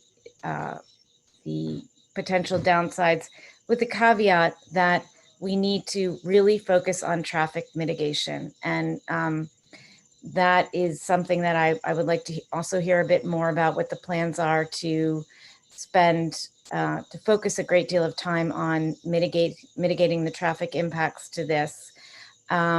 I think it's really important for our staff, engineering and planning staff, to work with the merchants on Upper Witherspoon to sort of coordinate the planning in a way that best enhances what they are doing with their windows and their displays. And I think we received a letter from someone, which we should read also, which relates to that. One thing that came out of the discussions that I had this week was the question about the parking. And I just want to make sure that we can actually accommodate 4 spaces on the library side on Lower Witherspoon and 3 spaces on the Mistral side. Yes, okay. Okay, great. Okay, so, all right, so Mia, have you gotten through your list? Because we should let Deanna and or Jim answer your questions, and then we'll go to the next Getting council person. started. No, I'm kidding. That's what I was afraid of. No. Okay, why don't we address Mia's questions, and then we'll jump to Michelle and try to do it that way so we don't lose track. Okay. Yes. Yes. Sorry, I noticed I was muted. Yes, we'll have 4 parking spaces on the library side and 3 on Mistral side between Paul Robeson and Whole Fish. Let's see. I'm going to show from one of our past council meetings what the old plan looked like. Sorry, I'm just trying to find it on my screen now. Mayor, while Deanna's doing that, I was just going to add on the topic of parking that in addition to adding spaces in the vicinity of Spring Street, there's also going to be additional parking spaces on Nassau Street, right near the intersection with Witherspoon. So we're actually trying to balance where parking is in this general area. Yes, thanks, Michael. And in addition to that, we are adding all of this new signage around Witherspoon Street and the general vicinity. This is in the agenda packet. So whether you're coming in from the north, the east, the west, the south, this new signage will be in place. And we heard that it's actually has arrived in Princeton, and we are going to start installing it tomorrow as well. So a lot of good news there about adding in some wayfinding around the space. And Mia, to your point about the mitigation on traffic, it is proposed to have a striped left and right turn out of Palmer Square West. And with a new striping contract that we have out to bid right now, there is the possibility of advancing that striping. We are waiting for our major access permit from the state, but we do have that ability to come in here and get this work done if we need to. In terms of Chambers Street, there is also, for mitigation, a change to the existing prohibition on left turns. The time will be slightly expanded and modified as noted in the agenda packet on page 69. So just so you know, that is what one thing or a couple of things we are doing for the mitigation. But in terms of the old concept that that's been referred to. So this is the old concept that we were working off of previous to our meeting with council in May. And it is very car-centric. We were trying to balance the needs of many users and it became very skewed to being car-centric. So it, we were trying to give everybody a little bit. So some people on the west side got some parking, some people on the east side got parking at both ends, at the Spring Street end as well as at the Nassau Street end. Because the distance was so wide for emergency services, the idea is that we then widen the road so that if you had emergency services in here and needed to get outriggers and everything else in place, rather than crushing the landscaping, it was accommodated for in this center space. So we were not able to provide the a significant quantity of green infrastructure in this plan.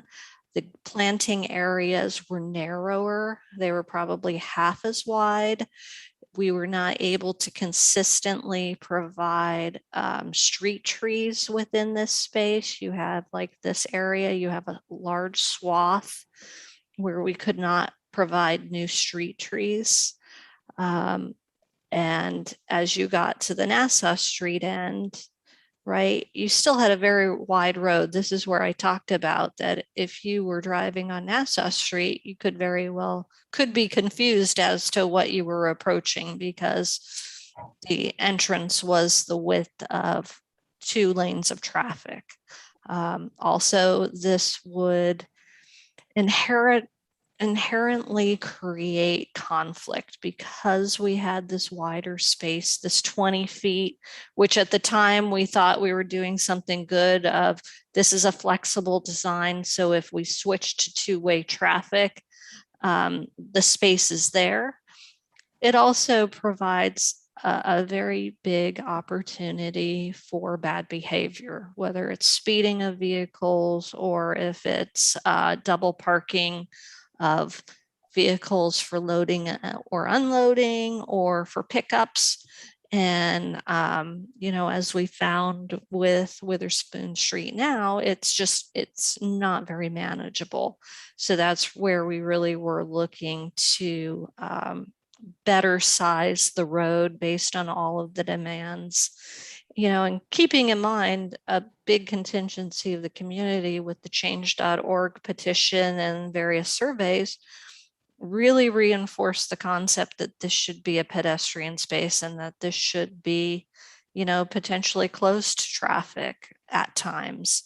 So while we were trying to find a compromise between business owners and the pedestrian focus of the street, I think we started to kind of lose sight of the just maximizing the pedestrian space and the environmental benefits of green infrastructure for stormwater management and tree planting to really green up the environment again.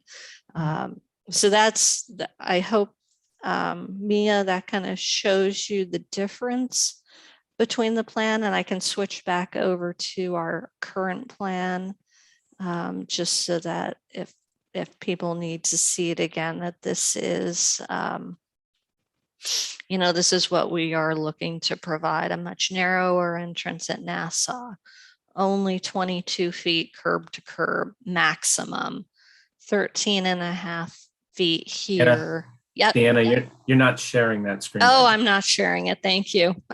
I just figured that out. Thank you. That's, yes. Deanna, why don't we move on to the next set of questions then? Okay, sounds good. Yeah. All right, Michelle had her hand up, and then we'll go to Eve. Yeah. Okay. Thank you. Thank you, Deanna. Going back to look at that March design, that April design, and looking at the comparison, and having really studied this and, talked with all of you and the business owners, I really think we actually gain more in terms of that service lane gives us more flexibility for the loading and parking needs than that original plan did. But the original plan, I think, had more of a level of comfort because it's more of the traditional way of having parking and loading zones. So I think, we talked this past week with several business owners that came on a call, and we talked about the plan in terms of that service lane and how that service lane, and we don't have to make those decisions right now, but what we need to start thinking about is, do we want to ordinance timing for when these tractor trailers and box trucks deliveries come? And then if those owners cannot be accommodated by those deliveries within those timeframes, then what other parking spaces and loading zones will there be for overflow or for those additional deliveries? So these are things we don't have to decide right now, but the idea that Jim and Deanna had to move the bin blocks now is more so that we can replicate what this is going to look and feel like in reality once this design takes place. So I wanted to make a few comments about that. But before I get to that, I also want to make a comment that there have been several business owners that were really concerned that the bump out at Nassau Street is too narrow. And I know that so I just want to reiterate, if you could just reiterate that you have looked at the turning lane and that the fire trucks and the tractor trailers that come in, and those tractor trailers have to come in because there are deliveries that come that way, that it's not going to be too narrow. So can I just address that for me? Yes, please? Yes. T&M has looked at that, and the DOT's design team has also looked at it, and I think is checking it again as well. Okay, because I mean, it could always be tweaked in terms of that. All Michelle, you mean not that the bump out is too narrow, but the roadway you mean is too narrow? Yeah, I mean, the bump out's too big and make right. the road too narrow. So the 13.5-foot roadway at the entrance looks super tight, and we've stood there as watching people come by and just think, well, what if a tractor trailer swings too wide or doesn't swing wide enough? Are they going to jump over the curb and injure somebody? So it's I just want a word of caution, particularly to that bump out. The other two bump outs don't have that same safety concern in terms of the turning. So I just wanted to, there it is. Thank you. Yeah, and I mean, if you look at it now, tractor trailers have to get into that northbound lane now as it is. Mm-hmm. And, typically you would have stacked vehicles in this southbound lane. So we're actually giving them a little bit more space than they had pre-COVID. Because if you consider we had the 7 to 8 foot parking lane, a 12-foot travel lane, another 12-foot travel lane, and a 7 to 8 foot parking lane, they could only utilize this space to make their turns. And that's, we're essentially replicating that. Okay, that's fine. I wanted to just make sure I raised the point because it's been raised to me, and not being the engineer, I wanted to make sure we discuss that. Thank you. And it is really lovely if you think of standing there, and it could have benches and be paved and have the green infrastructure. And I have to say, the other piece that I like about the design is the symmetry of it. Having it just a visual of having, a straight line of trees and all. So in terms of the bin blocks and replicating what this is going to look like, we've got 20 feet, I think now. So we're talking about adding another 2 feet by shifting the bin blocks over. Yes. Yeah. And the idea of that, I think is a good idea, is that we can now show, we're getting traffic jams right now when one truck is pulled over to do a delivery and another big truck is trying to pass by. There's just not enough width in the 22 feet. And it is 22 feet at the widest in the design. Okay. So the 22 feet, we want to try and make that happen now.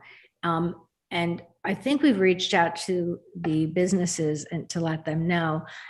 I don't know, and I think that that's fine to shift those bin blocks. I don't know that it's really necessary to put those meters out on the bin blocks. I'm just afraid it's not going to look very aesthetically nice, and it's not particularly beautiful right now with the bin blocks. I'm not sure that the meter sitting on a bin block is really necessary. Maybe we could just leave that as is. So what are your thoughts on that? Well, otherwise we don't have any way to control turnover. You could potentially have somebody parking there for free all day long. And so the idea would be, we currently allow parking. I think we have 6 spaces, metered spaces, 2 on the east side and 4 on the west side. So the idea is we'd at least put in 4 meters on the west side to still allow for that metered parking. We can consider removing it or not putting it in when we're out there tomorrow. But the idea is that we have it now. We'd like to continue to provide that service for the businesses so that you don't have, again, somebody that just comes in and parks all day. Could we not just leave that? We wouldn't be completely replicating what it will look like in the new design, but could we leave the 6 spaces, the 4 and the 2 as is, and just start the service lane beyond it, just to avoid having to move those meters and looking kind of weird? It defeats the purpose. Yeah. We really want to put the service lane in completely so that it gets used the way it will be used when we're done. Right. Yeah, I mean, right. I mean, the idea is I'm sorry, I just want to make sure when you said we're moving the bin blocks, we are going to exactly replicate what the final design is going to be. Yes. Okay. Yes. So there will be no parking on the east side of the roadway. It will only be contained within the service lane on the west side. Okay. Michelle, I'm sorry, I didn't mean to jump in. Do you have other questions? So I both Eve and David have questions also. I have more questions, but I want to go back to that because I'm not sure doing that right now is really going to serve the purpose. The purpose I thought was really to try and ease the traffic jams that happen. And that's beyond where the parking spaces are. No one's stopping in front of the parking spaces to do deliveries. They're doing the deliveries from Small World down. Right, but if we replicate exactly the final design now, then we can test the entire design at one time. So we're going to know we're going to know what's going to happen when a tractor trailer tries to make that right-hand turn off of Nassau coming from Washington onto Witherspoon. We're going to know where people, that the service lane does and doesn't work, right? So we're going to have months of real world practice here on the final design, even though it's not done yet. But I think that we need to have the mitigation of traffic in place, and we need to the other parking spaces in place before we take away more parking spaces. We're going to have the 6 or 8 parking spaces on Nassau Street. We should have those in place. We're not adding any spaces at library. I mean, I don't want to take more parking spaces away unless once we get to the real design, and once it's finished, we'll have added spaces at library, in front of the library and in front of Mistral, which we don't have now. We can't because we're still in COVID. and they have outdoor seating and then we haven't even put the meters in where the taxi stand is yet. And that's, so I don't want to do this.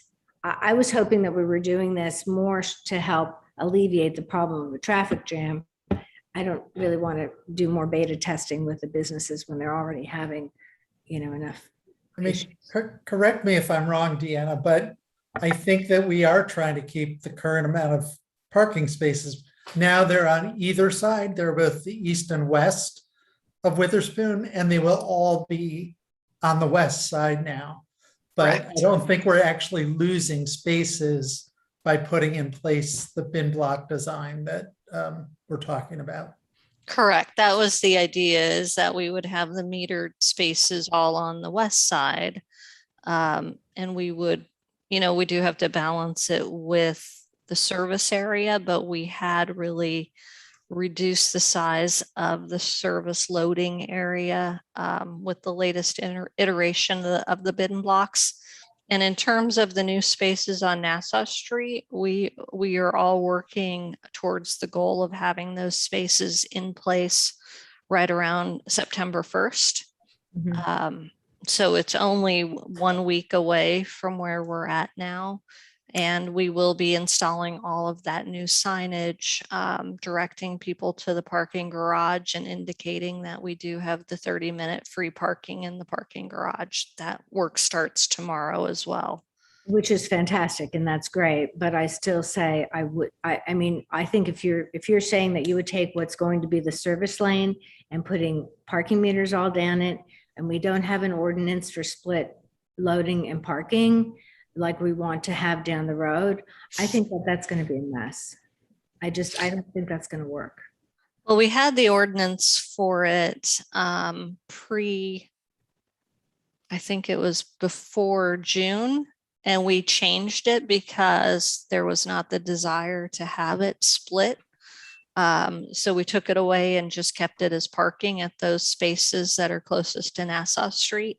We can do it by resolution. And I mean, I would hope that if we discuss it tonight and there's support among council, that we could proceed with it as split loading and then bring it for formal action through a resolution, because that is the acceptable method right now. With this outdoor dining space. Trishka, correct me if I'm wrong, and then just do a resolution for that on the 13th. Yeah, I think that there's a lot more work that needs to go into that, to figuring out what the businesses need in terms of their loading. We heard from one company last week that that can't take deliveries necessarily in an ordinance time. I mean, I'd like to be able to do that, but I'm really afraid that we don't have the other overflow areas for deliveries. And I just really don't think aesthetically it would look very nice to have bin blocks with meters on them. I mean, we're already, I just don't think that's going to look great. Why don't let's let the other council members jump in, and hopefully the other ones. Yeah, I have other questions, but we can come back to it later because this is really critical. Okay. Eve, you were next, and then David.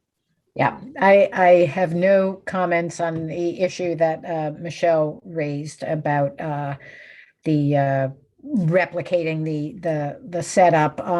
I guess I was just going to say something a little bit different. I wanted to, because this is probably our last discussion about this. We have, not our last final ever discussion, but really this is where kind of the rubber hits the road. We have grants that are available to us. We need to make, we have made a final decision, but we need to commit to this and move on. And I know many people in town have put a lot of time and effort into making this the best possible plan and to giving us feedback. And to those who are happy with what we're doing, that's great. And to those who are not, I just want to say that, from my perspective, we have listened. We haven't always agreed, but we really have listened to you. And this is going to be a pretty difficult time with all the construction that is coming on Witherspoon, on Nassau, everything else that's going on. So I just want to put in a plea to everybody, a thank you to the people that have been involved in town, a thank you to our staff and consultants for their hard work and constant willingness to go back to the drawing board and try to, meet the needs and concerns of so many different constituencies. And then just to say that, when construction starts, it's going to be pretty miserable for a long time. And just for everybody to, take a deep breath. We will get through this together, and hopefully, the end result will be something that we all find beautiful and functional. And I truly believe that will be the case, but just wanted to thank everybody and again, make just a plea for a certain amount of patience, because it's going to be ugly. So, all right, that's it. Thanks. Thanks, Eve. David? Yeah, just a quick follow-up on what Michelle was asking about. It's a question for Deanna. Is there any possibility of leaving the meters in their current location sort of separated from where the actual parking spaces will be, where you would have to walk across the bin block area? And I don't know if the parking meters are in the right spots for where the parking will be located. And I don't know if there are rules against having the parking meters separated, but that would be a way at least not to move the parking meters and attach them to the bin blocks. If they could serve the parking spaces from a slight distance.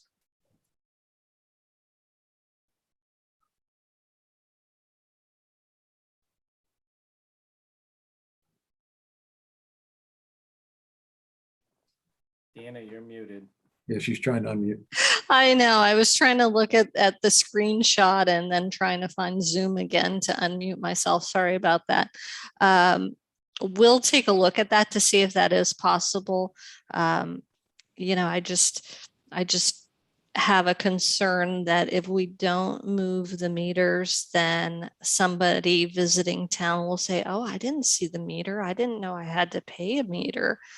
And then, then we have the PR issue that somebody gets a ticket because they didn't pay for the meter. And that's why the idea was, well, we'll just bring the meter to the parking space, and then it's hard to miss, even though I know even right now people miss the no stopping or standing signs, and they're right on the bins, the bin blocks, but whatever we can do to try to make it more clear. But we can look at that and see if that's an option. I don't have a strong opinion about it, just curious. Dwayne. Question for Deanna and Michael. This actually goes back to something that Michelle brought up a little earlier about the narrowness of the street, the entranceway at the corner of Nassau and Witherspoon. I'm wondering, I'm thinking more from a safety perspective for pedestrians with the bump out. Has any thought been put to placing bollards? I don't know how aesthetic they would be, but just for the safety of pedestrian at the edge of the bump outs, even though we're, as Deanna mentioned earlier, we're creating more space for vehicles to turn. It's just that humans sometimes, make mistakes, or once in a while we'll get someone who may try to turn too quickly. And it's just something about that bump out that makes me think it is possible for someone to jump the curb turning, and maybe bollards can be placed there of some sort to prevent a pedestrian or some pedestrians from getting injured. Deanna, can I start with that? I hope so. I'm a little afraid of what he's going to say too. Exactly. I was going to say you may get a different opinion between a planner and an engineer. I was going to have Jim talk all about the clear zone safety aspect, but Michael, you can start. Yeah, just a few thoughts, just to let you know. During the process, we did consider bollards. We considered bollards for this spot. Actually, we considered bollards up and down the whole project area. And what the group concluded is that, bollards are a target, people hit them, and they're also a maintenance problem, and they're also very expensive. So we were trying to sort of keep the design really simple and also build in structures where you wouldn't need bollards.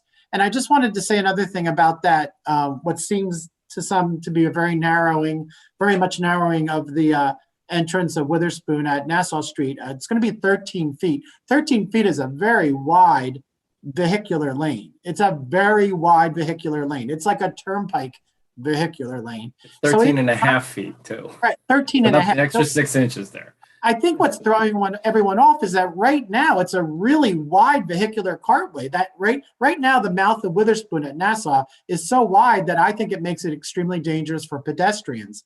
So I think this is a right sizing of the vehicular realm at that intersection, in my opinion. I just wanted to make those points. So I guess there's some internal debate about that before. I'm sorry, what was that? There appeared to be some internal debate about that, as you mentioned.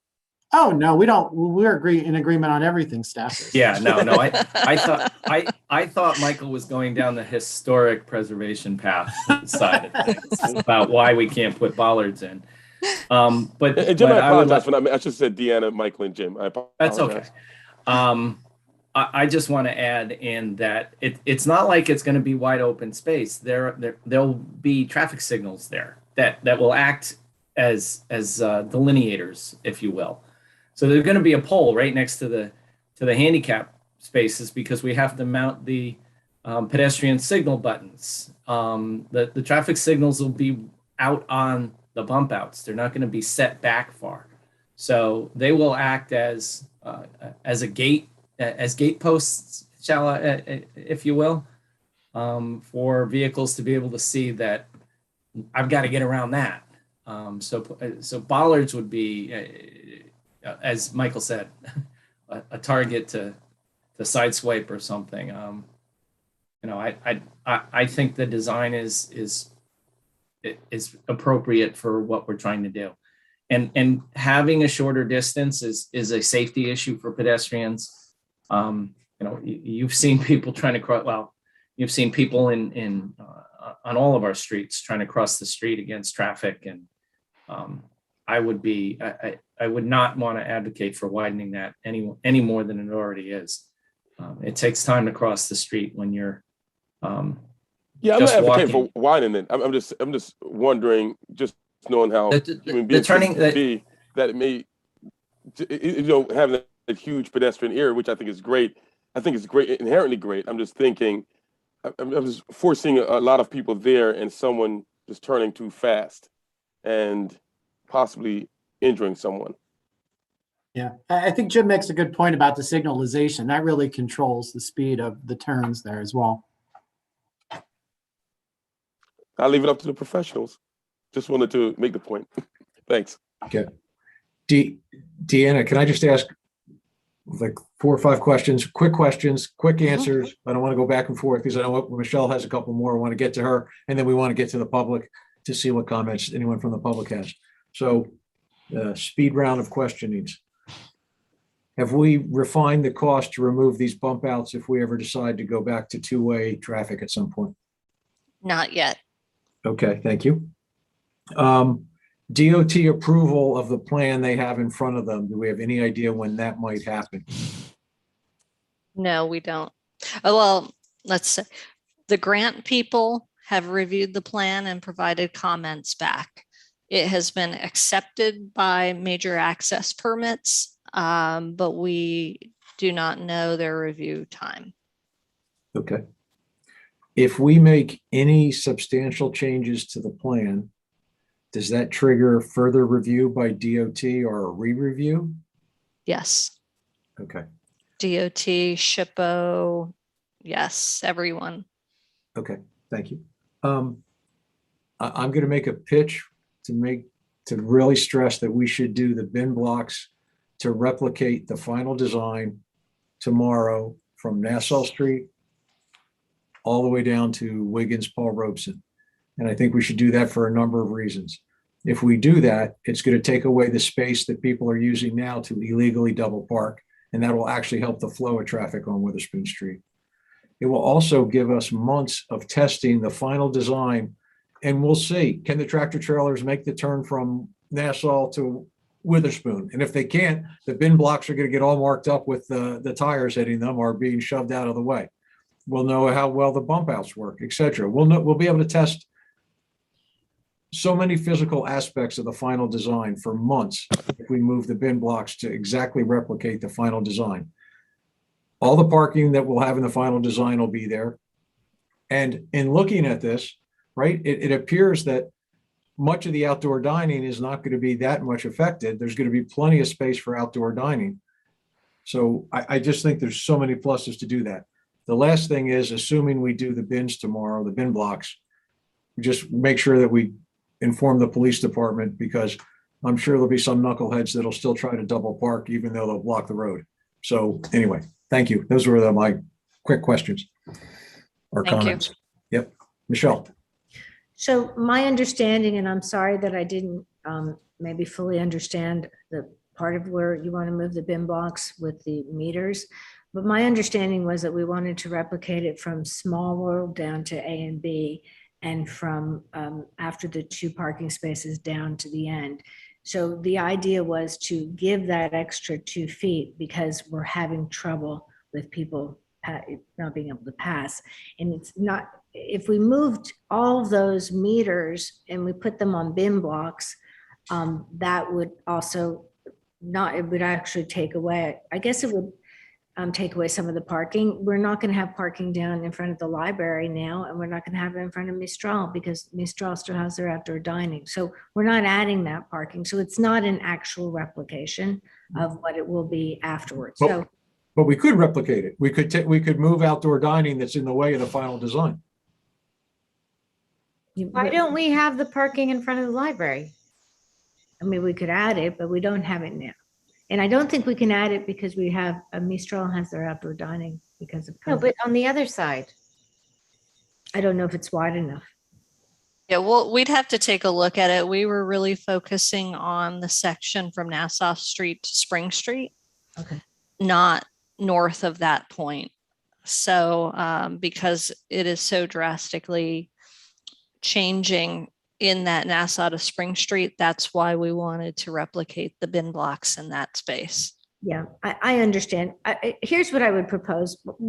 Couldn't we move the bin blocks now and at least give that extra 2 feet from the area of Small World down to A and B, and from Hamilton down to the rest of the block?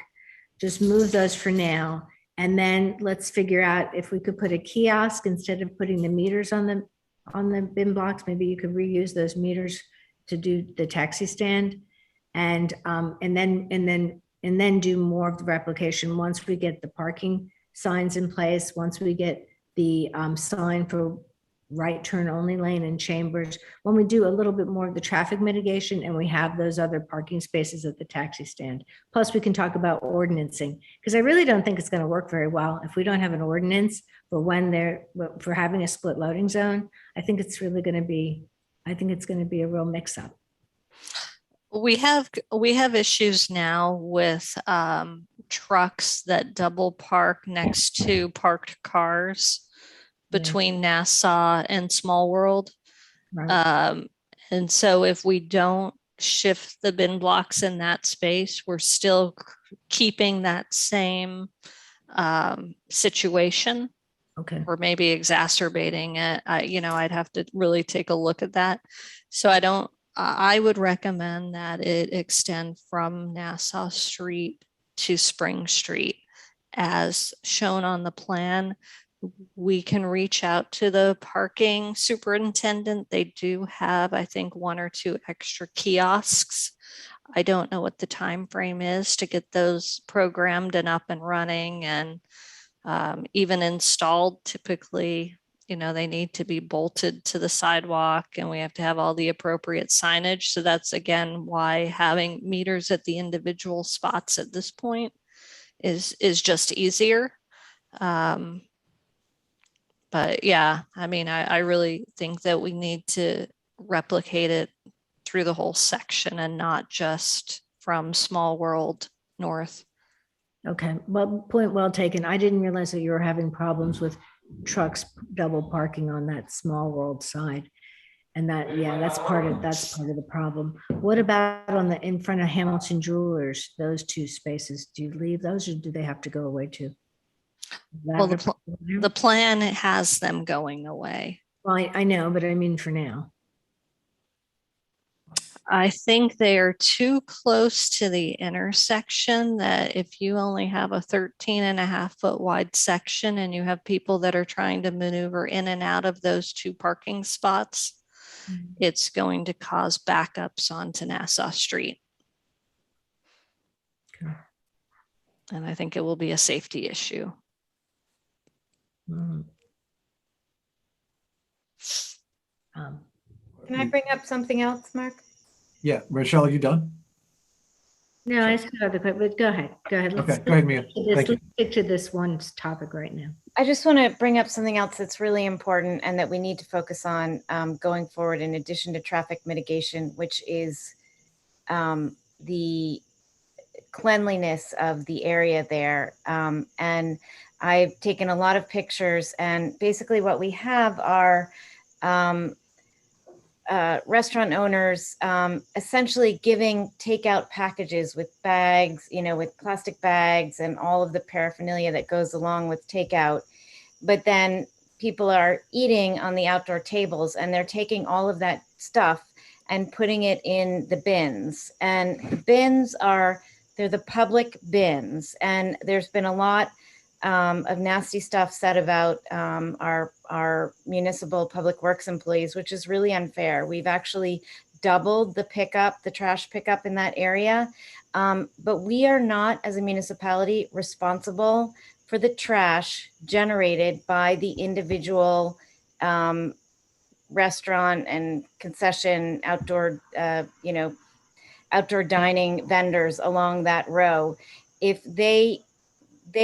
they're making a profit off their outdoor space, they need to be as responsible for maintaining the cleanliness of that space as they would be for their indoor space. And the town has been really generous in offering that outdoor space for free, as opposed to many other towns which charge a fee and permit it. And I hope that that's the direction we'll go in the future.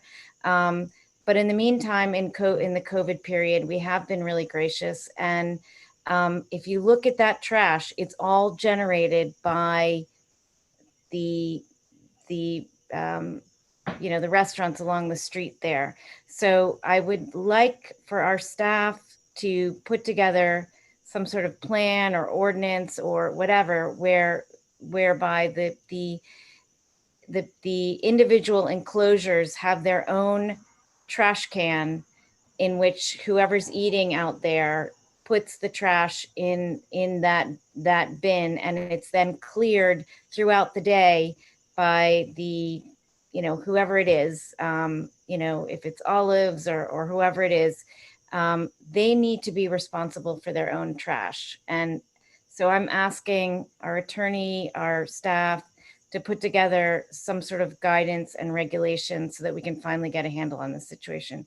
I will say we have directed Public Works staff to begin power washing. And I guess there was a mechanical issue, but hopefully that's been resolved. But the municipal staff is responsible for the public bins, and the public bins are not designed to handle all day trash from the individual shops along the street there. And this continues on and on and on. I've been bringing this up for 6 months now, and I think we need to move to enforcement and some sort of regulations.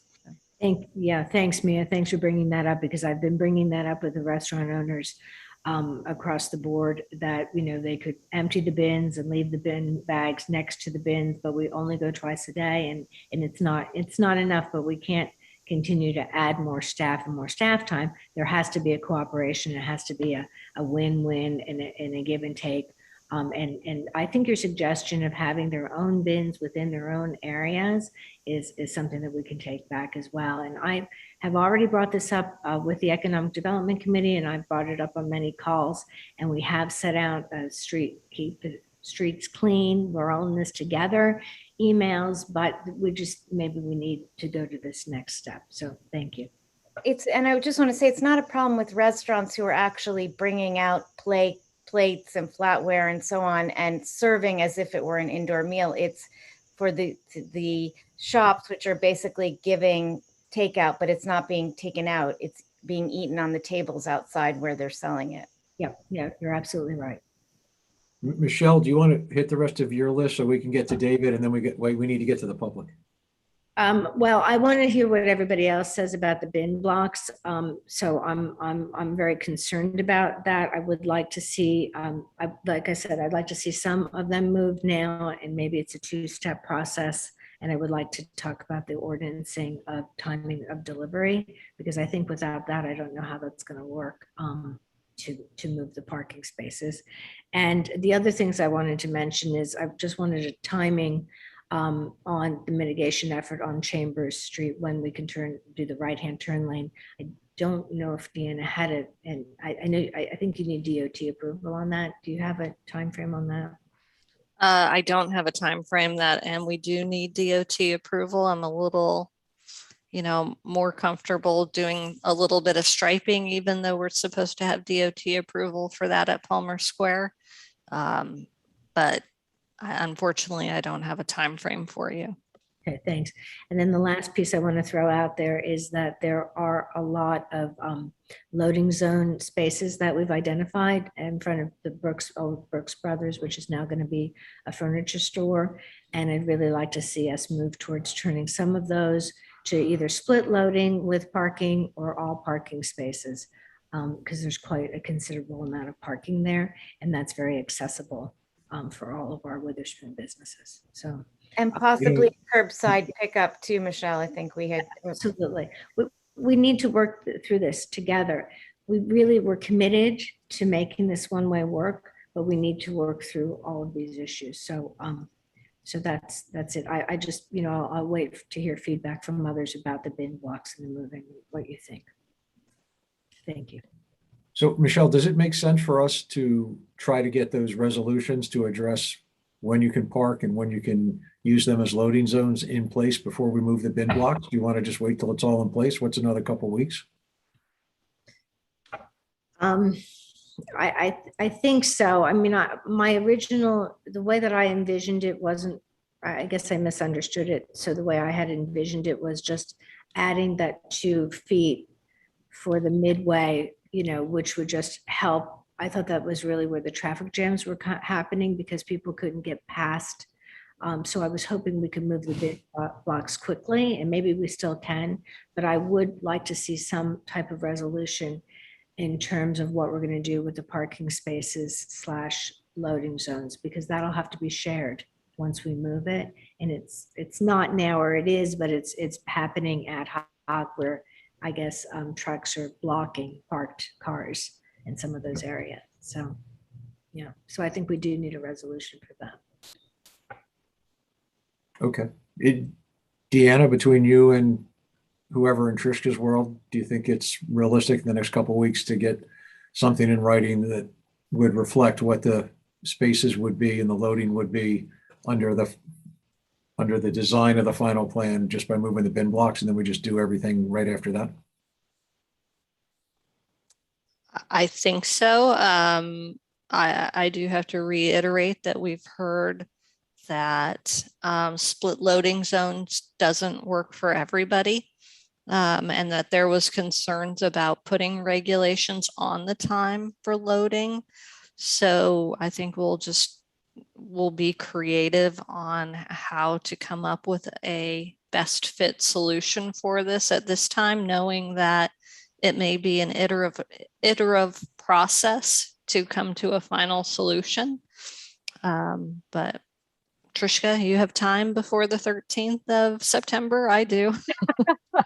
We'll make it work. Exactly. Either I'll do it or I'll offload it on Lisa, but we'll make it work. Right. The one thing on the loading zones that we need to keep in mind is that not all the trucks making deliveries are the provider of whatever the goods are that are being delivered to the business, right? So a lot of manufacturers are sending stuff by a third-party truck, so they don't really have control over them. So that truck's going to show up when that truck shows up, and if somebody says, "Well, you can't pull in here now," they're just going to drive away. So it's very different than Mark Frieda makes pens and Mark Frieda's truck delivers the pens. You can tell me when you want me to deliver your pens. But if I'm delivering something that Bernie made, I don't really care if you tell me to come at a certain time necessarily. So anyway, there's a little bit of balancing there we need to worry about. Eve?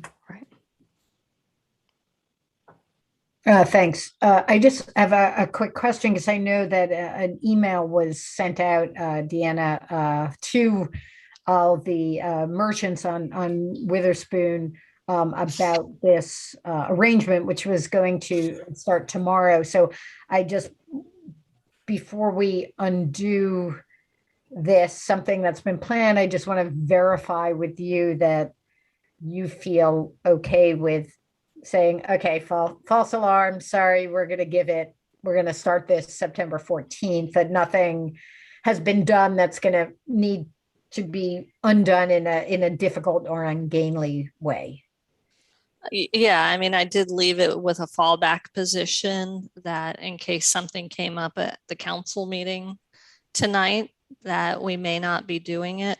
But I do have to just, so everybody's aware, we will still have Public Works out there to shift bin blocks so that we can do that underground radio wave survey starting on Wednesday, because they do need to establish a grid pattern parallel to curb and perpendicular to the curb.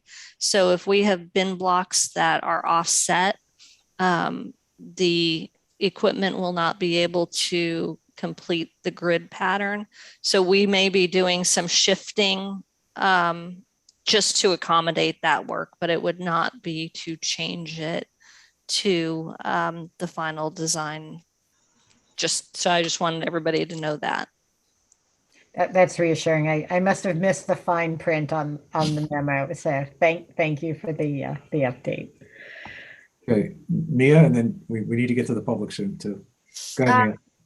I thought that we weren't actually going to talk about the ordinance thing because I think, we were just going to focus on the plan. But since we are talking about the ordinancing now, it seems like it would be useful to have council weigh in. I think, what the discussions that I've been involved with in the past week about Witherspoon, I think that the thinking was that there would be loading would be restricted to morning hours, which I hear what you're saying about it being a third party, but why does, this is really pretty standard in towns and cities all across the country. I don't know why Princeton would be any different. And I think that, the only vendor resident on the street who had an issue was Public, because they have some, when we had discussed the issue of ordinancing just morning deliveries, because they deal with some craft breweries who really have just small vehicles and a more variable schedule. But Public also has the back door, which could be used, I would imagine, for some of the smaller vehicles. And from an aesthetic standpoint, it really is unpleasant to have huge trucks just on the street, taking up space. The fumes are unpleasant. The loading and unloading and it really should be done in the early morning. And I think that we need to ask for that to happen. And I don't know why Princeton would be the exception, that it can't happen here. And I also think the benefit of that is that it frees up that space for customers at lunchtime and throughout the afternoon, which really should be our priority in those times. So that would really be my preference in terms of if we're going to ordinance loading and parking. I just want to make two points. In addition to the distributors that Public works with, they also indicated that state law prohibits deliveries before 10 a.m. So while we could say, yeah, all loading alcohol deliveries. Correct. Okay, so they get a pass. I mean, maybe Yeah. there'd be an administrative waiver or whatever, but in general, if the bulk of the people can be early in the morning, it just will make everyone's experience on the street so much more appealing and pleasant. We do also have a coffee shop on the street that relies on the morning service and has expressed the need for parking at the same time. So, like I said, it's gonna take some creativity to really look at this service area space and try to allocate it, just like we've gone through the design process. And there will be winners and losers, but hopefully we're still meeting the goals for making it a better experience for both the retail environment as well as the public that are coming through the space. Yeah, I would suggest that there'll be people very content and not so content, as opposed to winners and losers, because the sooner we do the bin blocks to replicate the final design, then we have more time to play with. We can change the ordinance. We can start it with saying, here's deliveries and here's parking, start it at whatever times it's going to be. And then after watching it for several weeks, a couple months, say that doesn't quite work, let's try something else. So we'll have months of being able to try different scenarios. Mm-hmm. Yeah. So anyway. Yeah, one more thing just to wrap up, but Deanna, if you're going to need to shift bin blocks anyway for other work that needs to be done, I mean, again, shifting where we had, painted, at least shifting that now, and then coming back in 2 weeks and talking about the ordinances for the other piece of that, where the meters, maybe that would be maybe a two-step process that at least would get some relief. I'm a little concerned too with students coming back next weekend, people coming back from vacations, more traffic, making sure we try and make this work as best we can, as quickly as we can. So I don't know if that's a possibility, or if that's just, I know it adds more work for DPW to have to come out twice and move bin blocks, but it's not a problem for them to come back twice. Again, if it's only making sure that the bin blocks are aligned across the street, it's very minimal work, compared to dragging them to create new lines throughout the area. So I think it's okay. Yeah, so maybe the restaurants could prepare, and you could still do that tomorrow and still move that so that you get that extra 2 feet. Because I think that 2 feet is really going to help a lot. I mean, watching how the traffic gets backed up, I think that, but that's my opinion. And can I just ask before we completely wrap up, what about on the other side, what became loading by Brooks Brothers, which I think it really is going to help to make that parking for people who want to just pull up and run in, pick up from Olives, get coffee from Small World. I mean, that to me is a really critical piece, that the sooner we do that, regardless of what's happening on Witherspoon, that that's something that we could do soon, which would alleviate, some of the issues and would respond to something that the public has really requested. We can do that, but we have sold meter bags to contractors that are working at both the Brooks Brothers site as well as the former post office. So while we may say that we will change the ordinances unless we prohibit the use of those spaces by construction vehicles, which would then most likely just relocate to another parking space in the area. Why can't they park in the garage? I mean, are they using their vehicles all day long? That seems like a total waste of space. Yeah, they typically are getting materials out of their vehicles, yes. So, I mean, it is signed right now for loading space Monday to Friday until 5 p.m. Can I, you know what, I'm sorry, let me just jump in.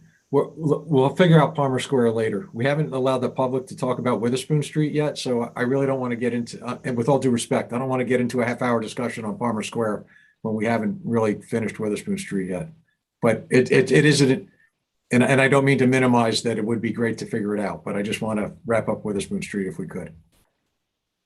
So let's see how much we get through the rest of the meeting and we can come back. So are there, okay, so I see two hands up so far. Adam, I don't know, was Arlene's hand up before Josh's, do you know, or? I believe Arlene was up first. Okay, let's bring her in and then we'll go to Josh and then we'll go to everybody else that gets their hands up. Okay, no problem. Again, as you come in, if you just say your name, your address, and please remember that it's 3 minutes per person just to help us. Thank you.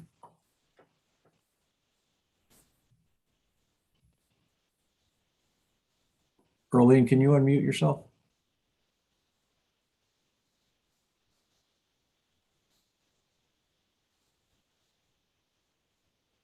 Yeah. Arlene, you have to unmute yourself. We can't do that for you.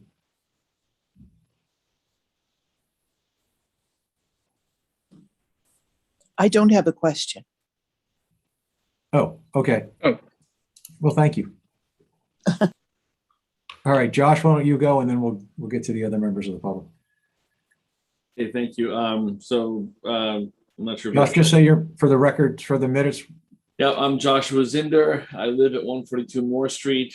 I'm an architect here in town. My office is at 254 Witherspoon Street. I also own other properties along Witherspoon Street.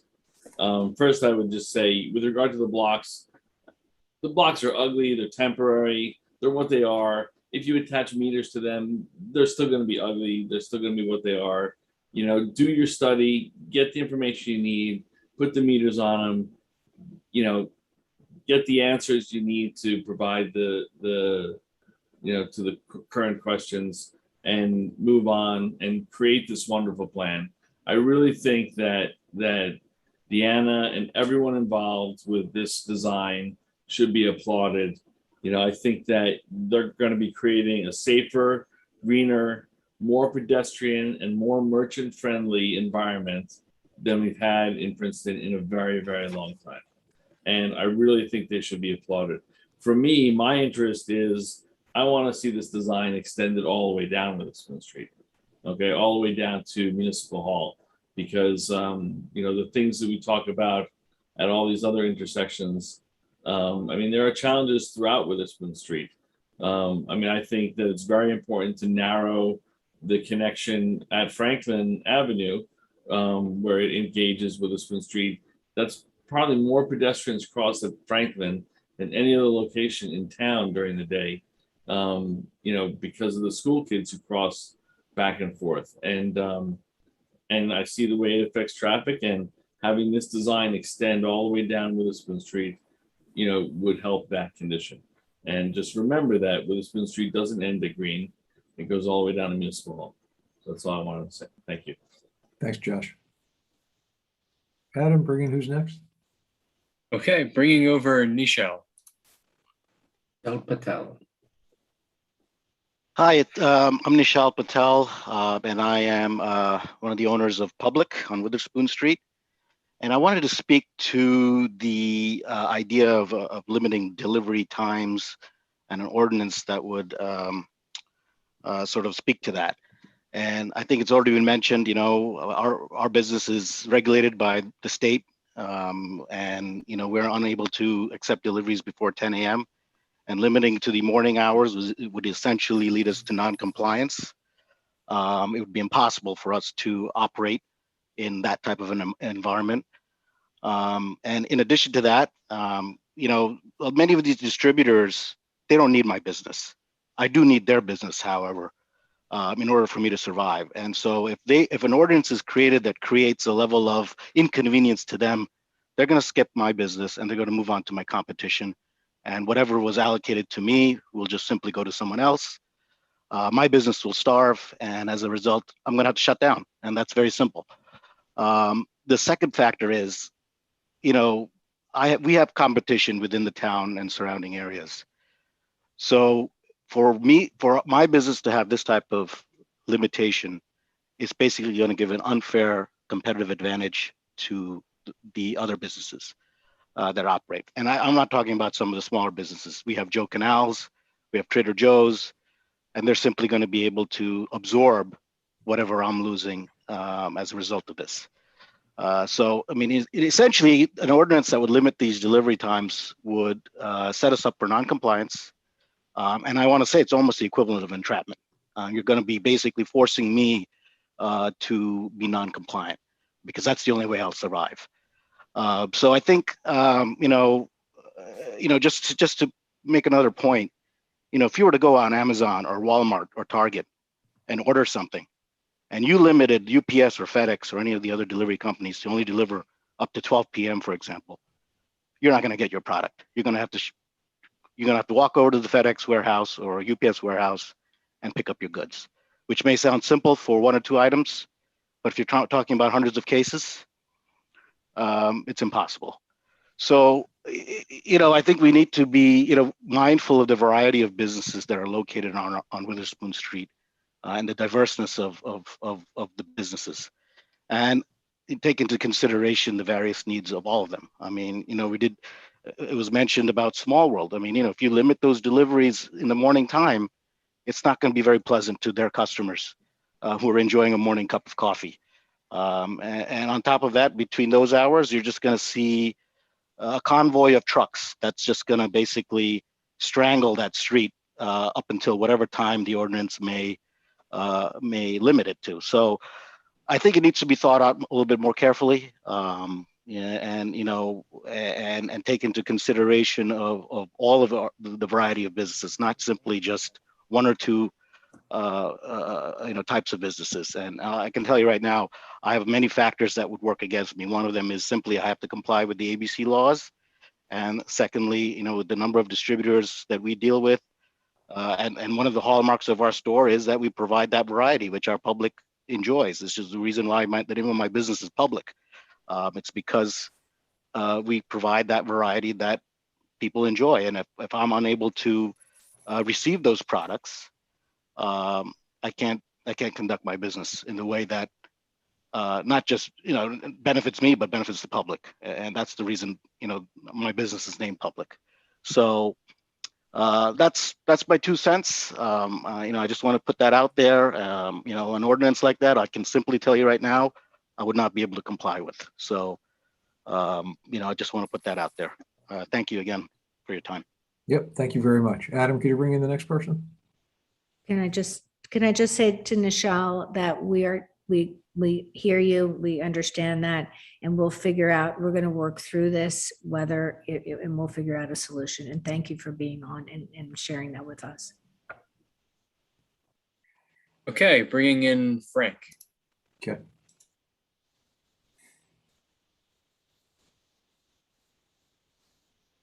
Frank, can you unmute yourself? Okay, can you hear me? Yes, sir. Just say your name and address, please. Frank Arminati. I live in Princeton. I also have the restaurant, The Alchemist and Barrister in Princeton. I have the other building next door. So I have 2 buildings that have cupcakes, ramen, and an English, an Indian restaurant. And let me say this. I love the amount of work that's been done in this project, seriously. However, I think all of you have been sidetracked and have tried to make a hybrid of something that's out there. What I mean by that is this. You're either going to have a street that you can close, or you're going to have a mess. And I think Mia hit it on the button when she talked about that you have to have an ordinance. I've been saying that for 6 months. We really need ordinances to control this. Now, I heard the gentleman before. Now, he may be correct because I haven't checked the law on this. I happen to be a lawyer, but I didn't check this law. But I know that I have deliveries of liquor anytime I want, anytime. And I determine, like I do at other companies I have in Jersey City, we determine on those streets when they come, period. And believe me, they have to listen to the ordinances, and we tell them when they have to come. So I don't believe that you cannot regulate this. They're doing it all over the country. They're doing it in Jersey City. They're doing it in Somerville. So a person has to say, where can the truck go? Well, he can go on other streets and deliver it, hand deliver it. I've seen it done. The point is, if you don't have regulation of this street, it will not work, it will fail. You got to have ordinances that deal with pickups, with emergency situations, with garbage, and with deliveries. And that's my understanding how it works. And I can comply with that. And I deal with liquor, I deal with food, I deal with a lot of things. And I also agree with the people, I think it was me again, who stated they have to clean in front of them. We do that. I clean in front. And I've also had my tenants who weren't cleaning in front. I'd say, if you don't clean, I will take over that position and clean it myself. So they listen. You have to control your tenants. Now, I have also tenants in the building that are Spanish people that work throughout the community, and some of them work for me. But I make sure that they keep their areas closed, clean. The point is that if you're going to take this on, and the most important point is parking. Parking, you should eliminate parking from Witherspoon Street. It's not going to work. You do it by ordinance. You say, look, here's when they come in, here's when they go out. If you keep it simple like that, and it is simple, people, the people who have other companies that are saying they can't control their suppliers is simply not correct. They never did it before. That's all. They just didn't do it. I've done it. And I'll tell every one of them, you go when I tell you to go. And if you don't, you're fired. I'll get somebody else. And there are plenty of suppliers that will comply with rules. And they will park other places to get to you. They could park on Palmer Square. There's this area there. There's a parking places inside of the middle of Witherspoon Street. They could park on Spring Street. I say the parking should go as much as possible. But I have a question for Diana, because I don't understand the map. For instance, when you look at Witherspoon Street in the area by Spring, and that's where the Alchemist and Barrister is, what are the white black boxes, and what does the white box indicate? I have no idea what it does. The white box are the planting areas, the landscape areas. Okay, good. So that's all landscaping there. Now, yes, where the indenture goes, that's where I assume there's parking and there's deliveries. And parking, delivery, if the town wanted to put a parklet there or anything else, yes, that is that space. Well, in front of the A and B and that other part, it's 137 feet that I control of buildings. I would prefer, but I can't control this, that there be no parking there. And if there's deliveries, that's fine, but they got to get out of there within a certain period of time, and I'll determine it when they get out. But parking's not necessary. I don't need parking at all. And in fact, if you wanted to eliminate deliveries there, I wouldn't care either. I would work it out with my people that I'm dealing with. Now, I know, and I'm not trying to be smart about this. Hey, Frank, Yes, I need you to wrap up, buddy. I'm going to wrap up. I know that you can deal with other people different ways, but I'm telling you that everybody can control their specific method of doing this. And you've got some great ideas, but you're limiting yourself. You're making a hybrid. Get it real, get it simple, and make your ordinances. Thank you very much. Thanks, Frank. All right, Adam, can we bring in the next person? Yes, we have Vishal. Okay. Hi, this is Bijal Patel from Public. Just wanted to add to my partner Nishal's comments earlier this evening. Overall, this design is great. I mean, I think we're all due for modernizing the street, and I think, I applaud the work that's been done so far. The only concern, and I want to echo Nishal's comments, is this ordinance. We're a small business. We work with over 100 local New Jersey-based distributors. A lot of these are small businesses themselves. They've been hit pretty hard by this pandemic, and they have limited drivers at this point, and they can't even respond to the scheduling they had before the pandemic at this point, right? Unlike Frank, we don't own a couple buildings on the street, and we don't just have we sell a large selection of wine, craft beer, a very diverse array of products, and we're a different business. We're a retail business, right? We're not a restaurant. And so we really would not have the kind of pull that maybe Frank has. We don't have that kind of pull to influence these distributors to show up at a certain time, and they will absolutely just walk by. We get hundreds of cases of beer at time during the summer, and it's going to be a huge challenge for us. It's not, our business doesn't have, we don't have tap lines in our business where we could just push out draft beers. So it's a very different business.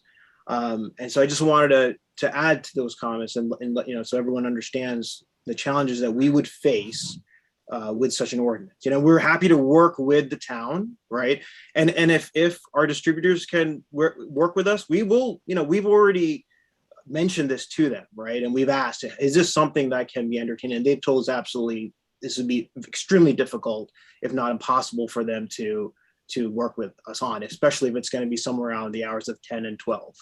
So, I'm looking forward to how we can work together and collaborate and come up with something that will work for all of us. And that's all I had. Thank you. Thank you very much.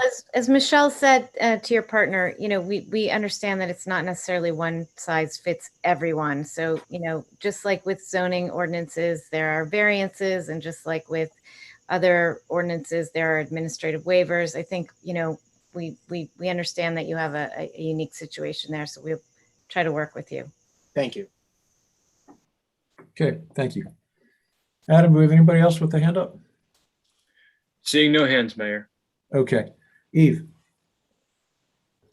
I just want to make a quick comment in response to what Frank said, and I don't think we've touched on it tonight, although it's possible Deanna did, which is a key component that I remember from our last discussion would be the ability to close Witherspoon Street when desired. So Frank's, as we, his vision of, a Witherspoon Street that has, no parking and is pedestrian friendly can be implemented in at times, and we can see how that goes and then make decisions about, is this something we do once or twice a year? Do we do it, once a week or whatever? We'll be able to have the flexibility to do that. So I just wanted to address that issue. Okay, thanks. Thanks, Eve. So what can we, okay, Michelle, and then I got to jump back to the public. Okay, I'm going to wrap up. I just want to say, Deanna, if you could share with us the final design that shows where the parking spaces are, not now, but if you could pass it around later. I want to make sure that we've maximized the amount of parking spaces in front of the library. I don't know about Heinz, and on the other side in the final design as it's being all finalized, because I've had I think I've seen different numbers. If it's 6 and 8 or 4 and 6 or whatever the number is, I just want to get to what that number is. And we don't have to do it right now, but I do want to make sure we have a good final design with those numbers. Right. So for people that have a computer in front of them, if you go to page, I think it's 65 of the agenda, you can see the thing. I think it's the number of spaces are 4 and 3, but let's hit the rest of the public and then we'll come back to that real quick. And that's, yeah, it's lower than what I originally thought it was. Okay. All right. So Adam, let's go to, let's ask the people to come in one by one that have not yet spoken. All right. First, we have Tinica. Okay. Thank you. Okay. You can hear me, right? Yes, Tinica. Okay, thank you. My name is Tinica Teo. I live on 79 Dempsey Avenue. And I would like to thank the team for this iteration. I think it's really marvelous. And I particularly like the bulb out at the entrance at Nassau Street, which will really, really set the tone. As a user, when I come driving up to a parking meter, all parking meters look ugly to me. So it doesn't matter whether it's on the curb or on the bin block, it will be ugly. And I agree with Josh. I think you should just put it where people can see it, ugly or not, and do the experiment. I am hoping that, Deanna, that you are still considering doing the pedestrian-only phase at the intersection of Witherspoon and Wiggins-Robeson, because that's going to make that crossing so much safer for pedestrians. I've stood there on the corner and watched how people almost get hit. And it's right now, it's just really not safe. I'm also with Josh in thinking that what you have on this side of Witherspoon Street needs to be continued to the rest of Witherspoon Street. Witherspoon Street is not a shortcut from 206 to Nassau Street. It is our street. And I would also like to remind you real quick that our bicycle master plan has that corridor, has bike lanes on that corridor. That's it. Thank you very much. Thank you, Tinika. Okay, bringing in Paula. Okay, thank you. Hello, everyone. My name is Paula Taylor, and I'm the owner of Arlie's Raw Blends. I'm going to be the new kid on the block.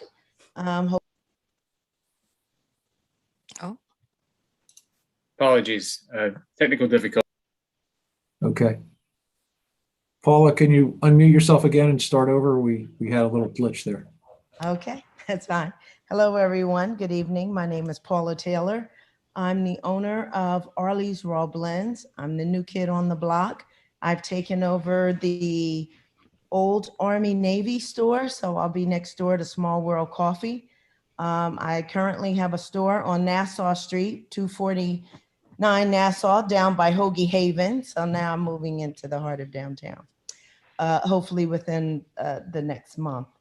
My concern is, Deanna and your whole team and the council, what a wonderful job, and it's wonderful to see this plan evolved.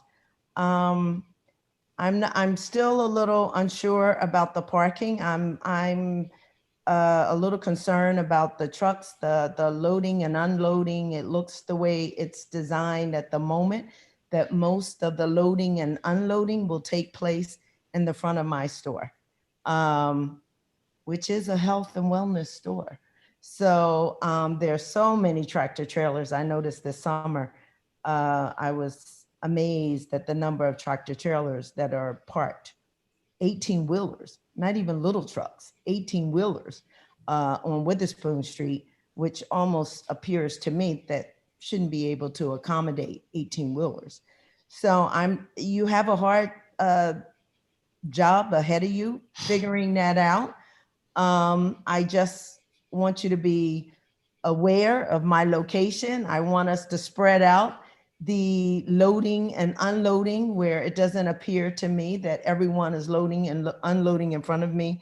And on your tentative plan, I saw right in front of my store is also going to be the bike rack. And right now it's right in front of my store. The Arlie store has one of the narrowest storefronts, and the bike rack is located right in front of my door. So I want you to just take into consideration, and my door is not even labeled on the plan correctly. So I know you have a hard task, a hard job ahead of you, and I'm looking forward to it. But so far, it looks really good, and I'm excited by it. I know it's very difficult to, I can't even begin to give you advice on what to do, because we do, as I need produce delivered, it is very difficult to say when that delivery can come in. They're delivering not only to one, delivery trucks are not only delivering to, one person or one company, but multiple companies. And it's hard to say when they can get to you. Some of my deliveries get to me in the morning, some get in the afternoon, just because they're making deliveries all over New Jersey. So, but I just wanted to kind of introduce myself. I'm looking forward to coming downtown Witherspoon. I will try to be a good neighbor and not complain too much. But thank you. Thank you for allowing me to say hello and share what I, just share what I welcome, introduce myself, and commend you on the job that you have done and what you need to do going forward. Paula, thank you. And I hope you get to open up soon. Yes. Welcome, Paula. We're really thrilled to have you as the new kid on the block. Thank you. All right, Adam, let's Second that. bring in the next person. Okay, bringing over Lisa.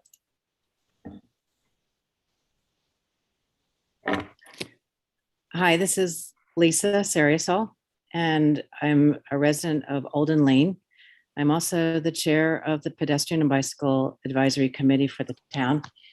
And the committee is very pleased with the extent of improvements that have been made to the Witherspoon Street plan.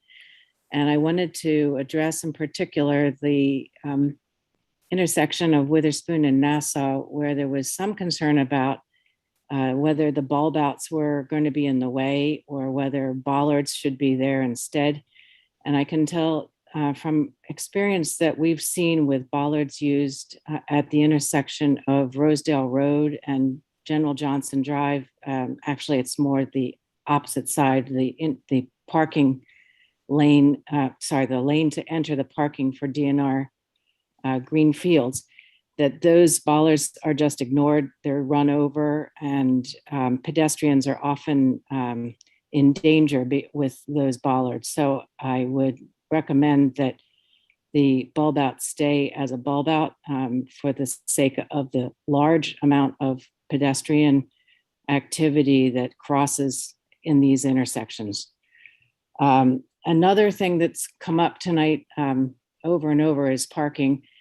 And I just wanted to share an idea that I've mentioned multiple times in our committee meetings.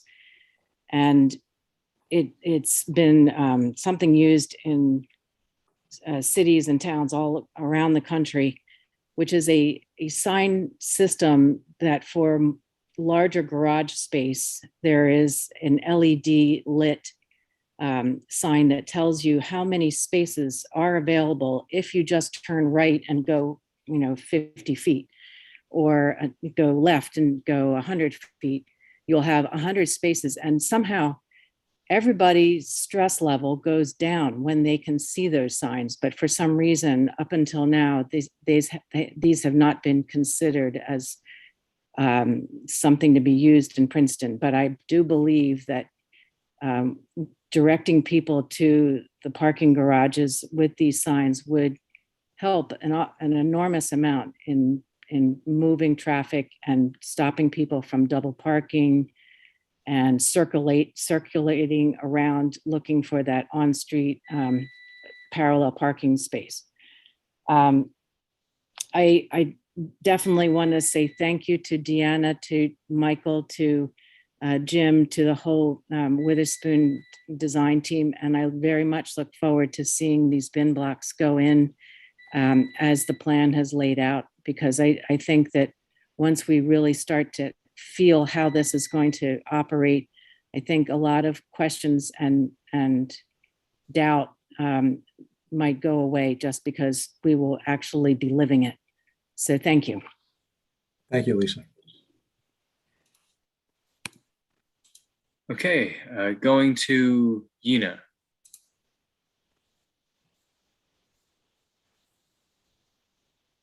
Yana, can you unmute yourself? Yana, yeah. Yes, sorry, didn't recognize my name. This is Yana Moore, 19 Green Street. I'd like to repeat and agree with what Lisa said with regard to the safety and usefulness of neck downs, in particular at Nassau Street, where it is not only a traffic calming measure, but it's a proven safety tool with regard to pedestrians and their integration with vehicular traffic. As you move down Witherspoon, I'm encouraged by what I'm hoping is one of the main objectives of some of the geometries that are at Spring and Witherspoon, and that is to encourage, if not force, people to use the municipal parking garage. whether coming from the north or coming from the south. All turns and all maneuvers lead into Spring Street, hopefully for that parking. And it was an excellent suggestion of Lisa's to really employ even more information to encourage that use, to say how many parking spaces are available in the garage while there are none on the street, which would tend to reduce emissions for those who are still in ICE vehicles. And they're seeking parking in the neighborhoods. As you move down Witherspoon, I don't know, it's not clear to me how the parking at the library is to occur or is proposed, especially with what currently, or seems to be at least some integration with the bus and where the bus stops. But when you do get to Green Street, and I don't know if you're completing your work on the south end or of Green, or whether you're taking it to the middle, because you've talked about the new bus shelter, that there too is a situation where neck downs might be useful, especially on the south side. Now I'm talking about the south side coming out of Green, or looking to the right, where people cross to catch the bus, even though the bus stop is a slightly different position. I don't see any crosswalk or handicap ramping or safety tools for pedestrians at that location. So I'm just confused as to how much is being done to sort of correct actually some existing problems with people crossing, being in the blind spot of most vehicles in terms of the frame of the car and turning right, and that there's no distinct connection such as a neck down and ramp that would connect to the other side of the street if they're going to be going to this shelter. I'll stop because I'm thinking from Deanna's point of view that perhaps the design stops at that point, but it definitely needs to be addressed. With regard to those. Yeah, I know. Oh, okay. I just have one last thing.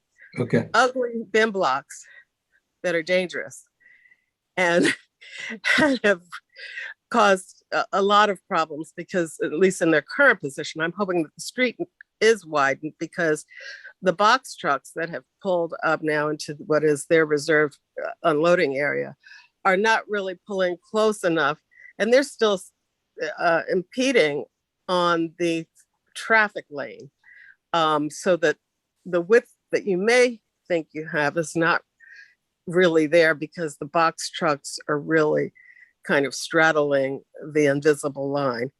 And it's made it dangerous just moving straight, not even going into parking spaces. That's it. Thank you. Thanks, Yana. Mm-hmm. Deanna, I don't know if you want to point out, or one of us could point out, that if on page 66 of the agenda, it shows the work goes a couple properties past Green Street, and there are the handicap ramps on both sides of Witherspoon and on both corners of Green. Actually, only on one corner of Green. So currently it exists on the south side of Green Street across Witherspoon. We have moved it to the north side of Green Street to cross over Witherspoon Street. Right, but there's, okay, so I'm sorry, the two little ramps there that show to cross Green aren't handicap ramps? No, you can go across Green and then you can cross over Witherspoon, but instead, currently the crosswalk is on the Arts Corner Council to go across, and we've moved that to be by the Paul Robeson House. That was a safety improvement that we had added into the plan. Yep. Okay. Adam, bring Frank back in. Frank, I'm holding you to the 3 minutes religiously since you've already spoken once.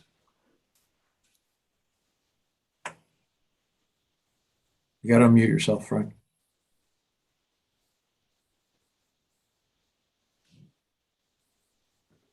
Mayor, it's possible that he just never took his hand out. Oh, sorry. Maybe. Frank, if you want to speak, you got to. Because I noticed his hand never came down, so. Oh, okay. I thought it had gone down and came back up, but you could be right there. Okay. All right. Let's, Adam, let's drop. Is that Frank. okay? Okay. There you go. Okay, Frank, be quick, please. Thank you. I will. Aubrey Haynes and I have contacted Jeff Speck. And we've donated sufficient money with other people, up to $10,000 to $12,000 for him to speak by the September 28th concerning walkable streets. Now, I know this, all the people that are doing all this work, I am not discounting it at all. I think you did a great job considering all the circumstances and how you have to manipulate with all the different types of companies and individuals involved. But he's going to speak September 28th. I'll give more directions on it when we speak to him exactly how it's going to happen. I think it would be worthwhile for everyone to see this gentleman speak. He wrote a great book. I'm sure some of you have read it yourselves, and that's all I wanted to say. And I have other things to say, but it will take too long. No, Thank you, Frank. Thanks, Frank. All right, bye-bye. Okay. I just want to make sure we get back to what we're doing with the bin blocks tomorrow, because I don't know that one or two of us expressed opinions, but I don't know as a group that we've given clear direction to Deanna. So it would be great if we decide, are we moving all the blocks tomorrow or are we not? So. Michelle, what was the reason? Oh, sorry. Just go ahead. Yeah, I think Deanna said the blocks have to be moved because we have to do the radio frequency thing. But I got the sense that there is a sense of the people who spoke that we could delay the more permanent implementation of the, trying to emulate what things are going to look like for a couple of weeks. So we'd have time to talk about potential ordinances, if any. That was my sense of where we were, but. Yep, I just want to make sure. And the movement that Deanna had talked about tomorrow, if we're not doing everything tomorrow, is very minor. But anyway, Leticia and then Michelle. And just because I haven't spoken on it, I just wanted to comment that from what I've heard, and really great presentation. I know Michael, Jim, and Deanna, you've really done a lot with what we've asked of you. And that as far as the bin blocks, I want to say that I'm in favor of shifting them sooner rather than later in order to replicate what the final design is going to be, so that we can have a better idea in case there are any issues that are going to be created. We find about it now. Okay, thank you. Michelle? Yeah, I mean, I'm in favor of moving the bin blocks. I was just concerned about the parking spaces, and the ordinance would be, I guess, more for where those parking spaces are and what we're going to do with loading versus parking. But I would be in favor of moving the rest of it if you want to do it in a two-step process. But I'm open to what the rest of council feels. Okay, Mia, go ahead. It seems like we do need to move them. I just wasn't clear. I wanted to hear from Michelle again why you thought we couldn't move right to the simulation, what the downsides were, because if we're waiting for the ordinance in terms of the loading and parking, I think that's going to be complicated. Obviously, there's a lot to navigate there, and I'm not sure that that's going to be a quick process as in the next 2 weeks. So, but I just wasn't totally clear on why you didn't want to move to the full simulation. Well, I mean, the more that I'm hearing, people don't seem that concerned about the aesthetics of it in terms of the meters sitting on the bin blocks and sticking out in the street. So, I mean, I suppose we could, if we allocated those as parking spaces still, and then had the rest of it as loading, kind of like it is now. But I'm not sure what's envisioned. If that we're envisioning that, and we don't have to do split loading or decide right now about an ordinance, I suppose we could do it the way that we're doing it now, which is saying that the rest of it's loading. Is that how it's envisioned, Deanna and Jim? Yes, that's how we were envisioning it. Yes. So the 4 parking spaces, you take away Hamilton's parking, you'd have the 4 parking spaces, you'd move the meters onto the bin blocks, and then the rest of the loading zone would be loading zone. Correct. And then we won't ordinance it now, but we can start talking about how to manage it. And would we leave the other spaces at the Mezzaluna side in front of the real estate company? Or would we take those away too? No, those would all go away as well. I'm a little concerned about that because then it's like, but we're getting the taxi stand ones, but yeah. I mean, my only concern is that then you only have loading zone. You don't really have parking and loading. It's only loading. I think that's legitimate concern, Michelle. I also, it's like, you know, we don't have all the benefits, in particular, the beauty of what the new plan will be. And one thing I just want to say is the town needs to understand that what's there now was a fix. It was a COVID fix. It was to allow outdoor dining for the merchants on the street. It's not really related to the overall plan. And had COVID not happened, maybe we would have moved. I don't know what would have happened, but you know, the ultimate plan really is going to be gorgeous, and it has nothing to do with the chaos that exists now. So, but I think, you know, I hear your concern, Michelle, that it seems that people are missing the larger picture and where we're moving to, and it might just be the breaking point when all of a sudden I mean, are you talking about putting the meters actually on the bin block? Like, how would that even work? You would Can we, well, you know, I think how the meters are attached to the bin blocks is a detail the council does not really need to get into, with all due respect. That's engineering, or public works will figure it out. But can we just get David and Dwayne to jump in and say, are we moving the blocks sooner or later?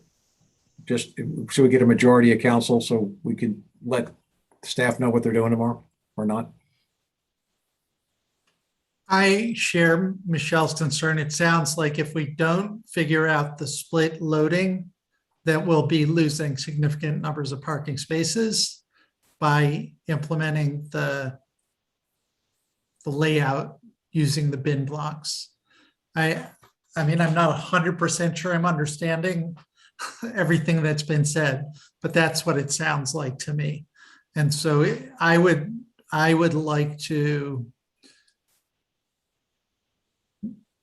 you know, not lose parking spaces. I would like to figure out the split loading before we change the configuration.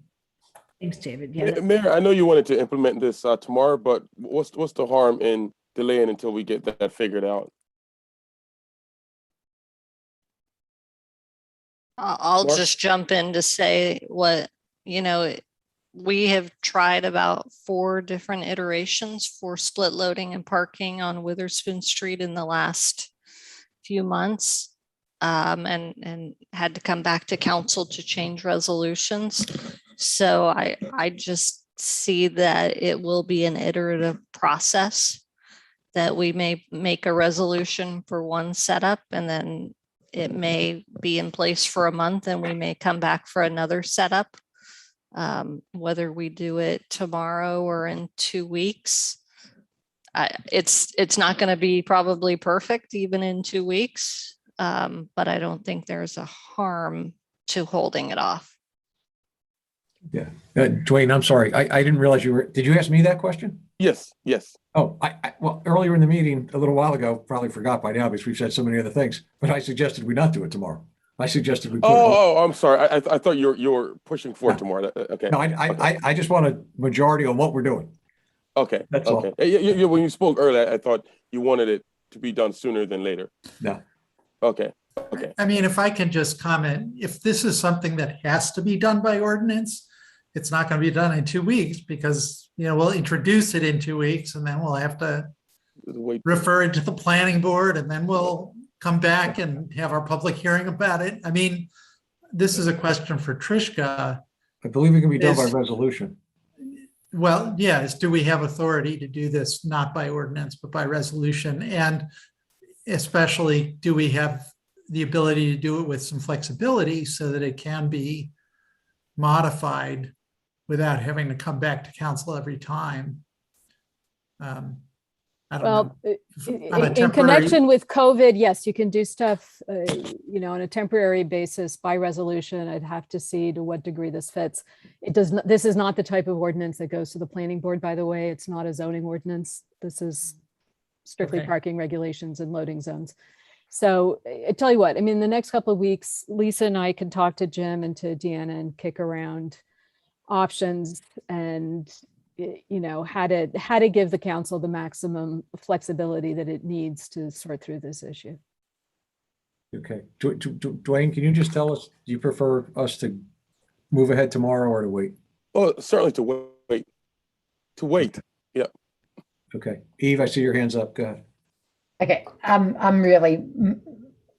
think Deanna made a good point. I'm not sure we gain anything by waiting, but I'm going to abstain on this one and let my colleagues decide. I just want to, however, point out that I understand that what you're saying, that the point that Mia and Michelle was raising is aesthetic, but I would like to say we've gotten into a lot of trouble in the past. For example, the fueling station over making a decision that the community decided was really aesthetically unpleasing. I mean, it was more than aesthetics, but still. So I don't think you can just say, I mean, people who live and work on Witherspoon Street and shop there, they care about how it looks. So I don't think it's reasonable to say that just because it's an aesthetic decision that council can't have an opinion on it. And I think, me and Michelle, and I have not done this in the last week, have spent a lot of time on Witherspoon Street and Mayor, maybe you have too, in the last week, kind of talking to the shop owners. And, so I just would say that I don't think that's a fair statement to say that that is not something that we should be concerned about. Yeah. I didn't mean that we shouldn't be concerned about it, but I was more thinking, why have a 20-minute discussion on how they might be there if we're not moving them tomorrow? If we're not moving, that's all. So, but point well taken.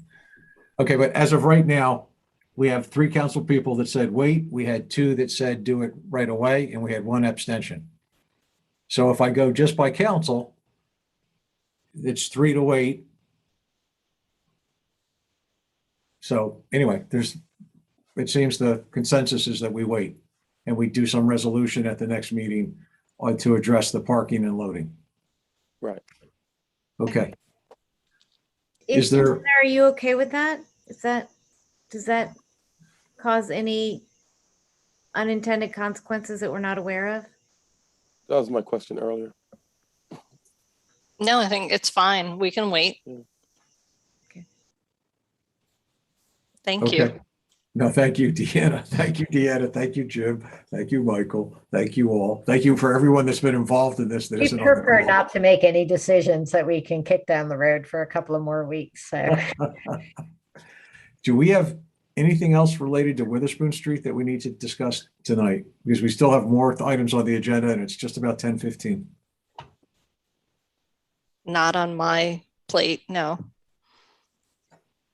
Okay. All right. Let me jump back to the agenda. Sorry, I was on the page with the drawings of Witherspoon Street. All right, so the next presentation, Josh, are you still there? Yep. All right, Josh, you're up next. All right. Thank you, everyone. I'm going to share my screen. So I'll do this presentation pretty quickly. This project started back in 2018 when we screened the movie Sukkah City, which is about a similar type of event that took place in New York City in 2010. And after the screening, Rabbi Feldman of blessed memory had come up to me and said we should do this event in Princeton. And we realized there wasn't enough time to do it in 2018. And it conflicted with the Jewish Center's 75th anniversary in 19. And so he and I had spent a considerable amount of time planning it for 2020. He passed away in December of 19. And that sort of put a wrench in things initially for 2020. And then when COVID hit, it really put the kibosh on it for 2020. Jumping off of where we were planning with him, at that point, we've brought it back 2021. We've got a number of sponsors. As some of you may know, I'm the president of AIA New Jersey, the American Institute of Architects of New Jersey chapter this year. And so AIA has been sponsoring it. Jewish Federation has been sponsor, Arts Council, CJL, the Jewish Center, and we started this conversation back with the town, I guess a year and a half ago, with the previous mayor, and so the town has said they would be a non-monetary sponsor, but certainly supporting that it's happening here in Princeton. So what is Sukkah Village? A sukkah itself is a hut, is a impermanent elemental shelter. In the Torah or Bible, you're directed to construct one of these shelters and to live in it for a week. And you're supposed to share meals, sleep, entertain, and celebrate in these shelters. And you're supposed to remember that you were once homeless and you were once in the wilderness, and that, you know, a temporary dwelling, living in that temporary dwelling for a week a year reminds us that existence is fragile, and the holiday of Sukkot is a time to appreciate the shelter, appreciate our homes, our bodies. And today, you know, it really brings a different thing to our attention.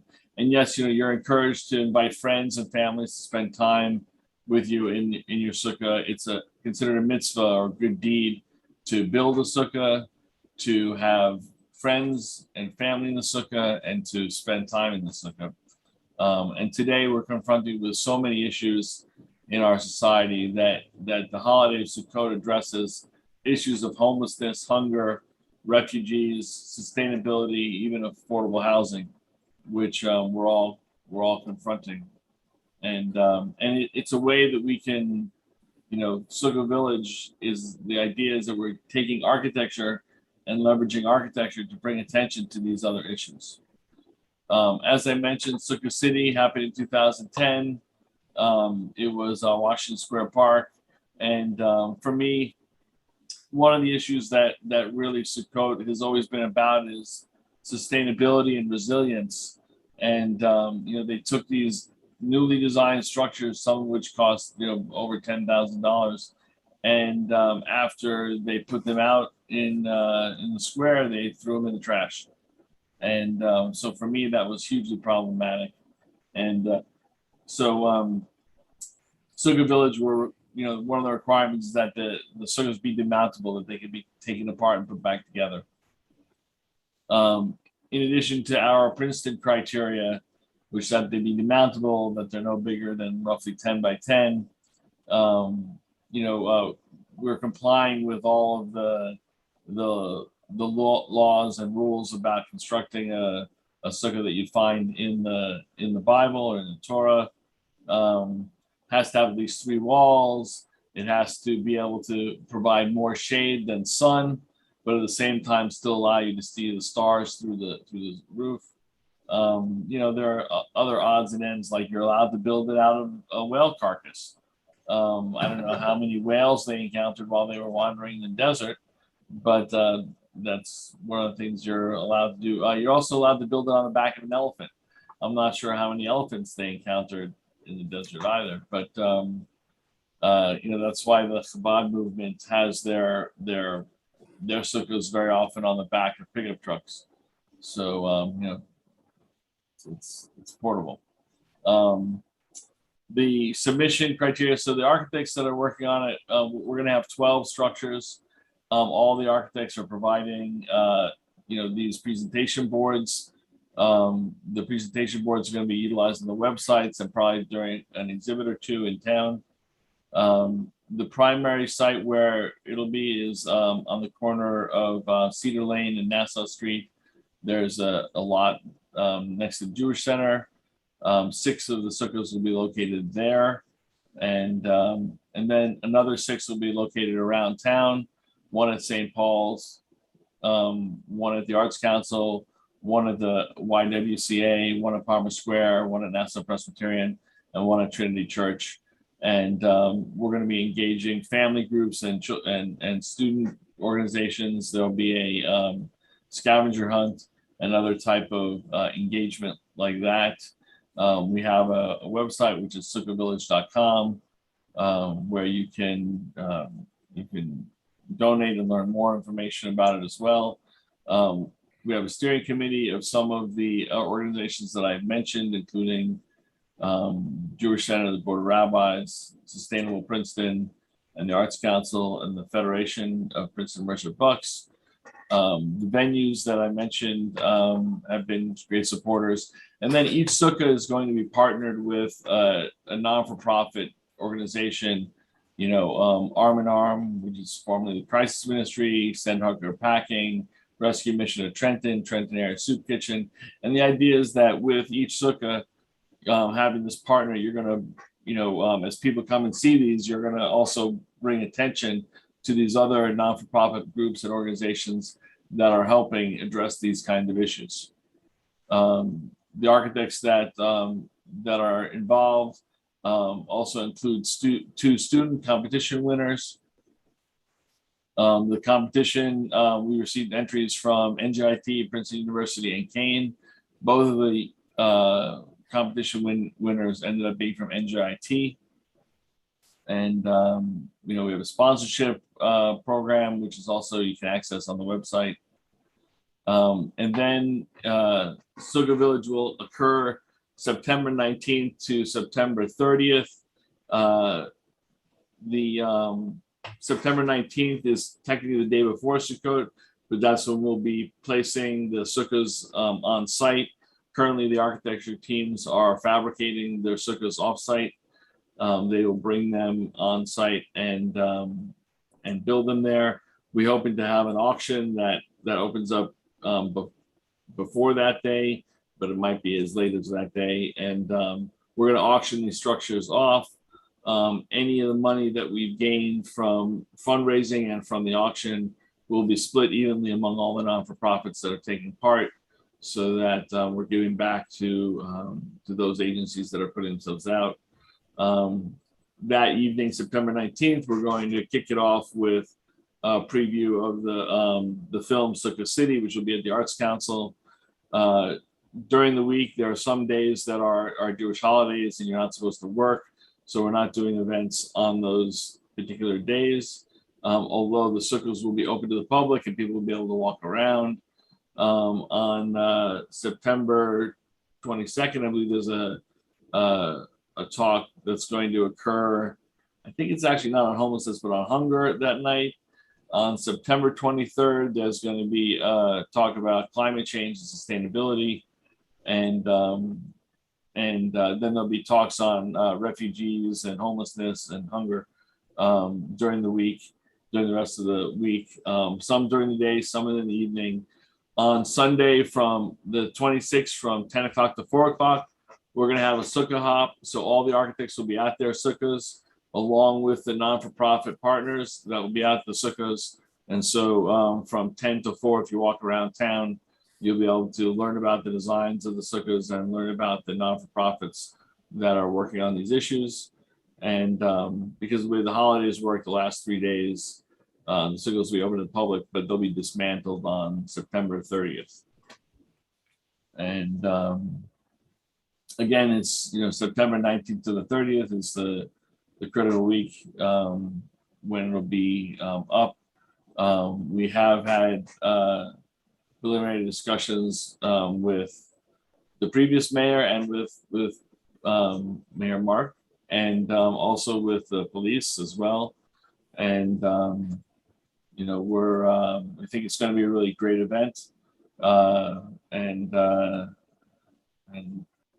yeah, we're excited by to be able to bring it to Princeton.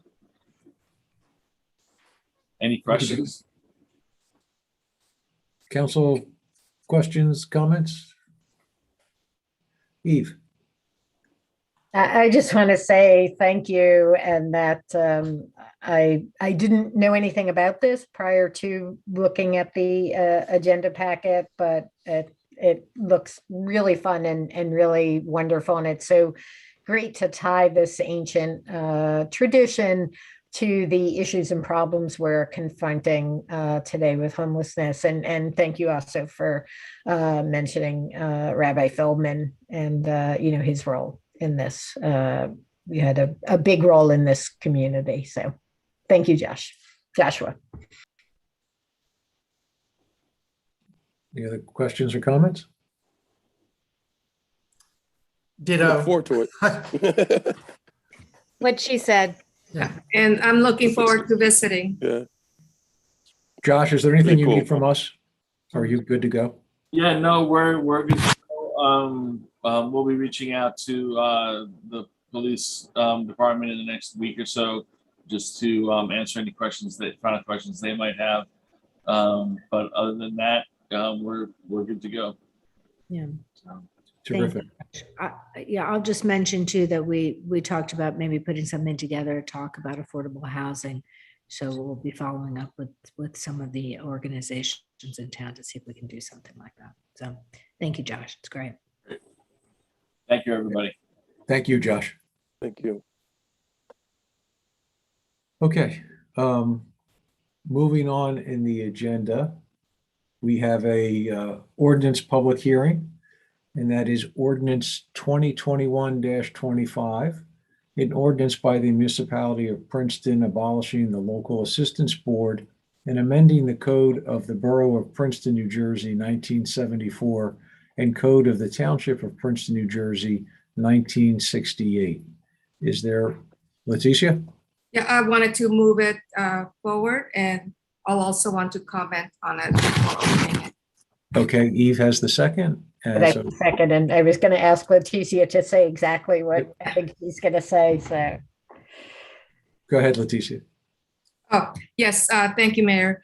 I know I've already spoken on this before previous meetings, and also at our July 26th meeting when we adopted a resolution transferring the cases, the general assistance cases, to the county in anticipation of our director. That was Melissa Urias, who was going to be stepping down, and the recommendation had been made to transfer to the county. And I've been discussing what went into that decision making.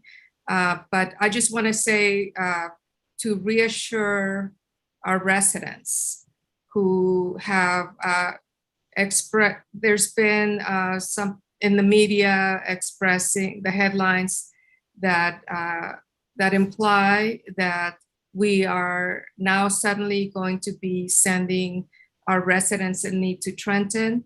And I just wanted to assure our residents that that is not the case, that the residents who have been benefiting from this program, which tend to be 1 to 2 residents a month, have been benefiting from a program that was very limited, that very restrictive, that applied only to only adults without dependents could receive benefits.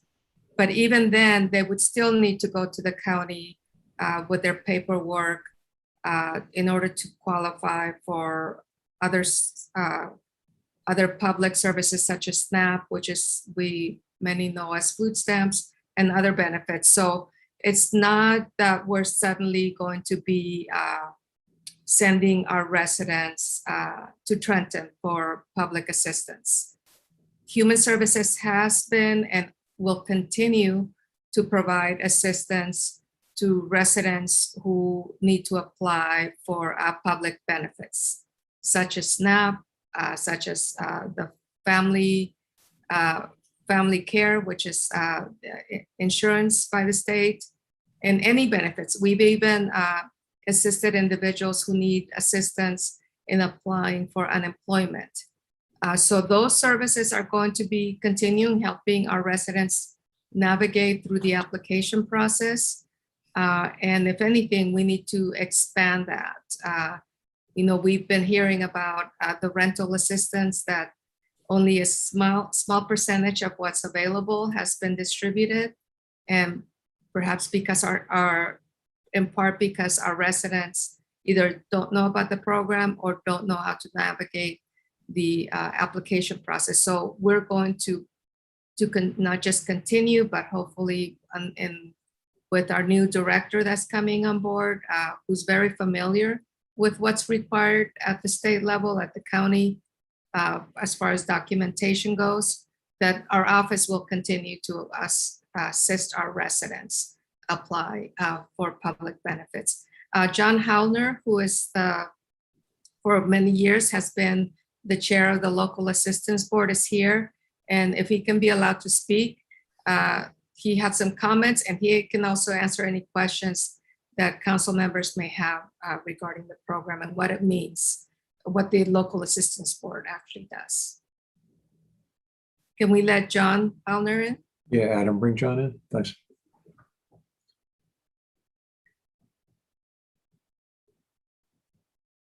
Hey, John, if you just say your name and address, and then we'll. Yeah, hi, John Howlner, 4 House Circle here in Princeton. So I have very little to add to what Leticia just said. I just have to say I'm terribly disappointed to give up my very prestigious title of chair of the local assistance board, which I've held for something like 7 or 8 years, I think, as a member of the Human Services Commission. No, I'm kidding about that. But Leticia covered just about everything. I would only add that I've seen our caseload decline from something like 32 cases at any one time, as recently as 2 years ago, down to 2 to 4 now, the last probably 9 to 12 months. So it really is a very different situation.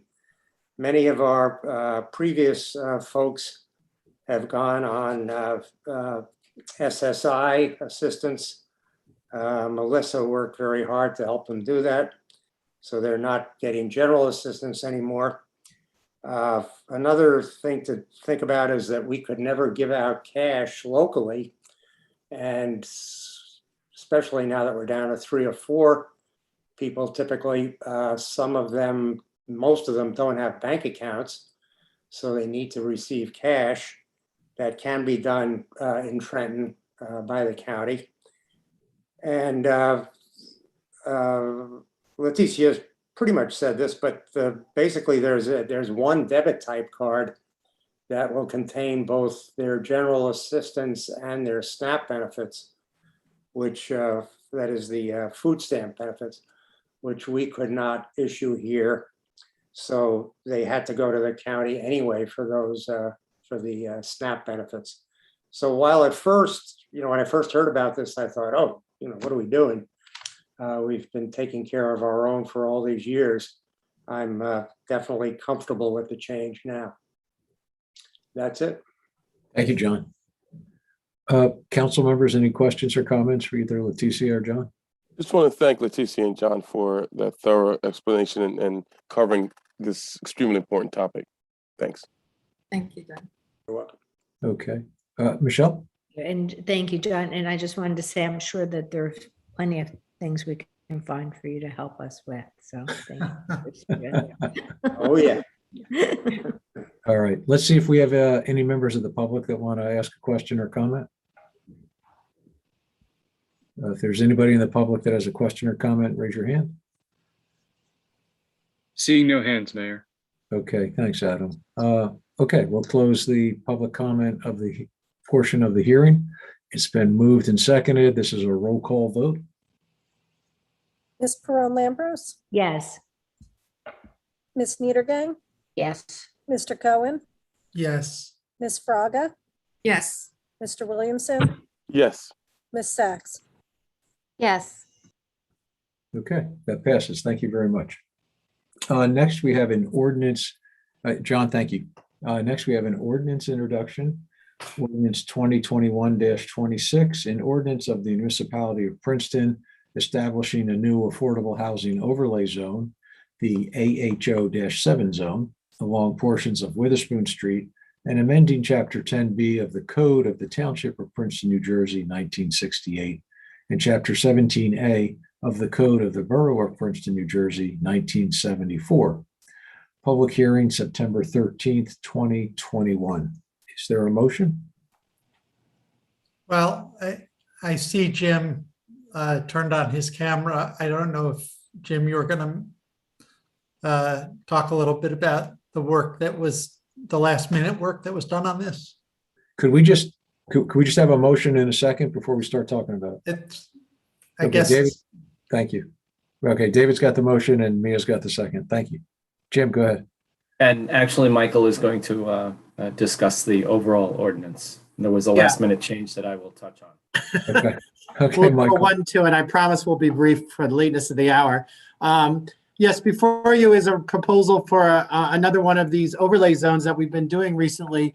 Many of them are part of the Fair Share Housing initiative that Princeton has underway. And there's been quite a popular response to the affordable housing overlay zones along Nassau Street and on Tulane and other areas of the central part of town. So we thought it would be really an interesting concept to look at the historic Witherspoon Street corridor. And the project area we're talking about that this rezoning would affect is from Green Street north to Valley Road. And what it would do is it's really incentive zoning. It's to encourage the development of affordable housing and mixed uses along this historic stretch of Princeton and adjacent to the Witherspoon Jackson Historic District. What's interesting is that also it's incentive, it gives added density in return for preserving the facades of older and significant buildings along Witherspoon Street that are important to the Witherspoon Jackson Historic District, but it allows for growth, sensible growth that will really look appropriate, we think, in that corridor and will bring a lot of vitality to the community. So it's a promoting historic preservation as well as being an economic development initiative and a housing initiative.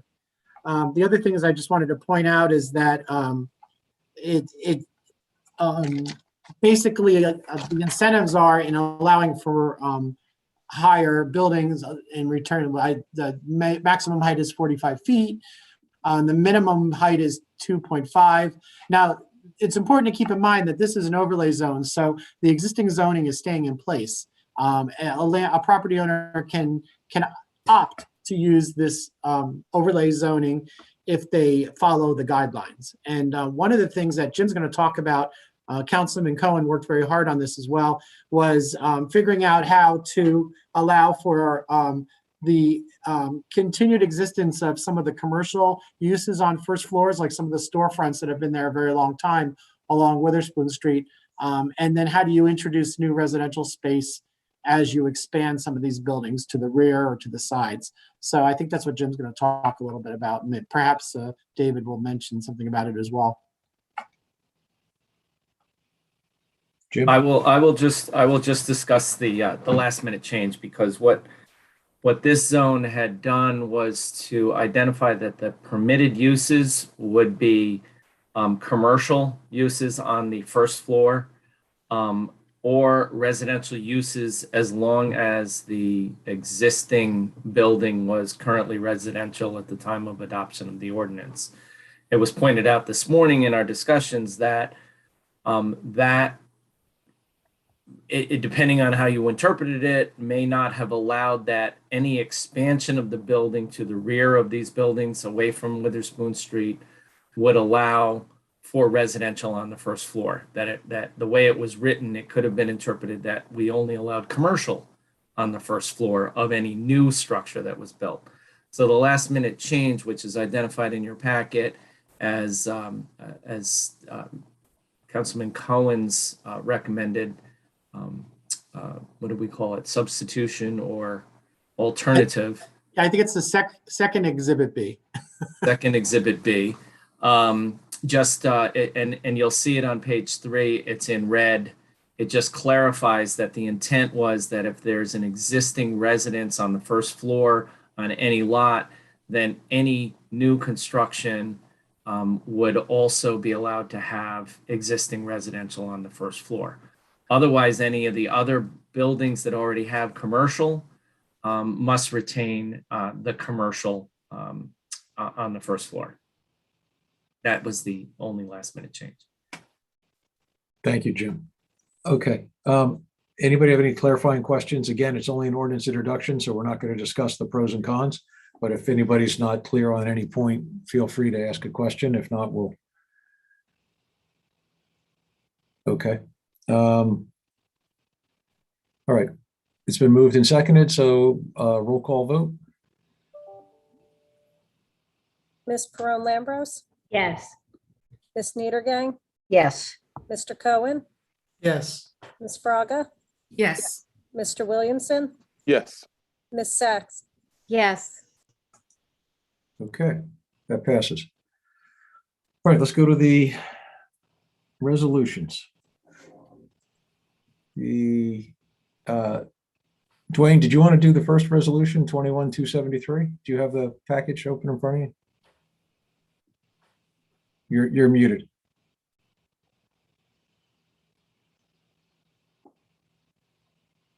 It's a multi-step process for me. No, sorry. No problem. Now I have to go back to the actual resolutions. I was in my Zoom screen. I have it up here somewhere. It's up here.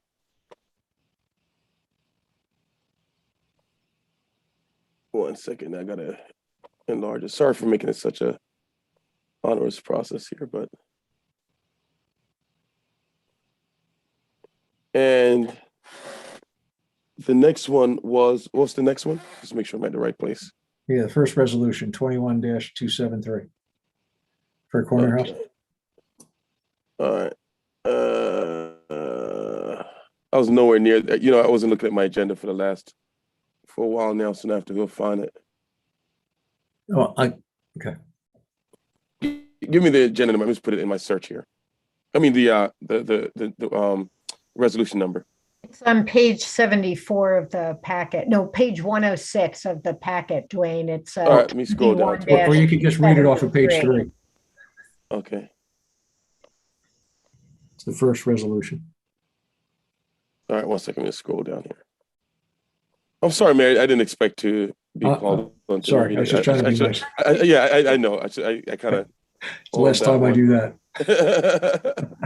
Let me. All right, let me just read it down here. Don't you know, Mayor, that you're not supposed to call on someone if they don't have their hand up? Yeah, really. I don't know the answer. Okay. All right. Let me see. Okay, resolution 21-273, and that's such a short line. Resolution approving the appointment of David Erickson as Corner House Executive Director. So I certainly move it. Thank you. Is there a second? Eve has the second. Any questions or comments? Okay, seeing none. All in favor, please say aye. Aye. Aye. Okay, I believe David is one of the attendees, and Adam, can you bring Dave Erickson into as a panelist or let him speak here? Yeah, no problem. Thank you.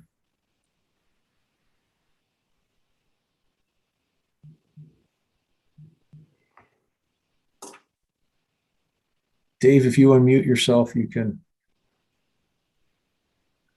Okay, can you hear me? Yes, sir. Sure can. Great.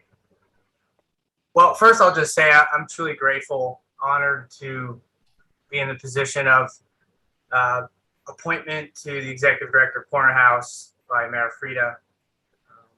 I started at Corner House in 1996, so it's been a long journey to get here. And of course, the last 18 years as a clinical director has been quite fulfilling. And you know what Councilman Williamson said about Corner House, you know, so true. To be a part of an organization that's been around 50 years, to know that we're pretty much one of a kind.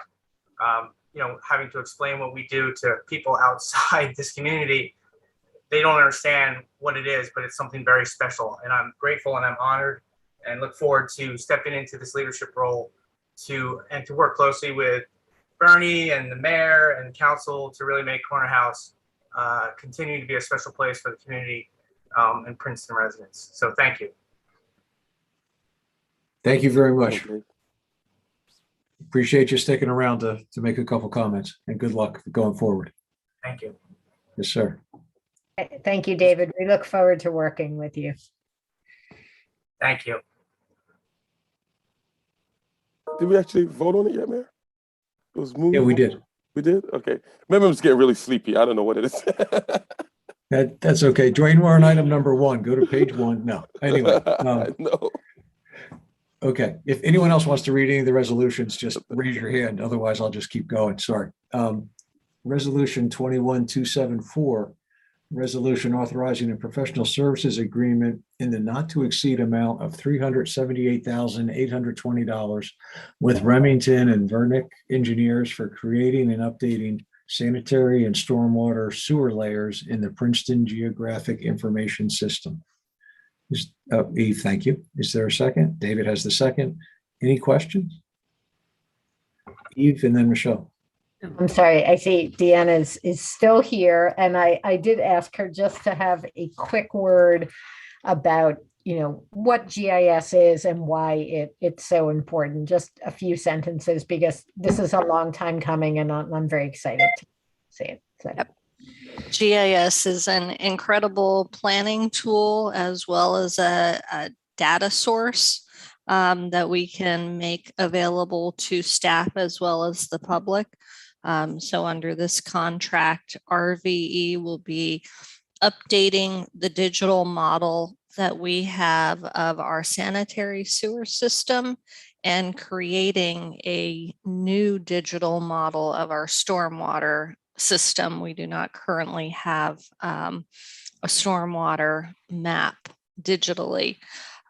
So once we have this information in place, we can then perform different analyses, including hydraulic modeling of our sanitary and storm sewer systems to get a better understanding as to where we may have capacity issues and where we should be focusing our capital dollars, whether it's for upgrading the sanitary system or looking at detention and other resiliency improvements in the storm sewer system.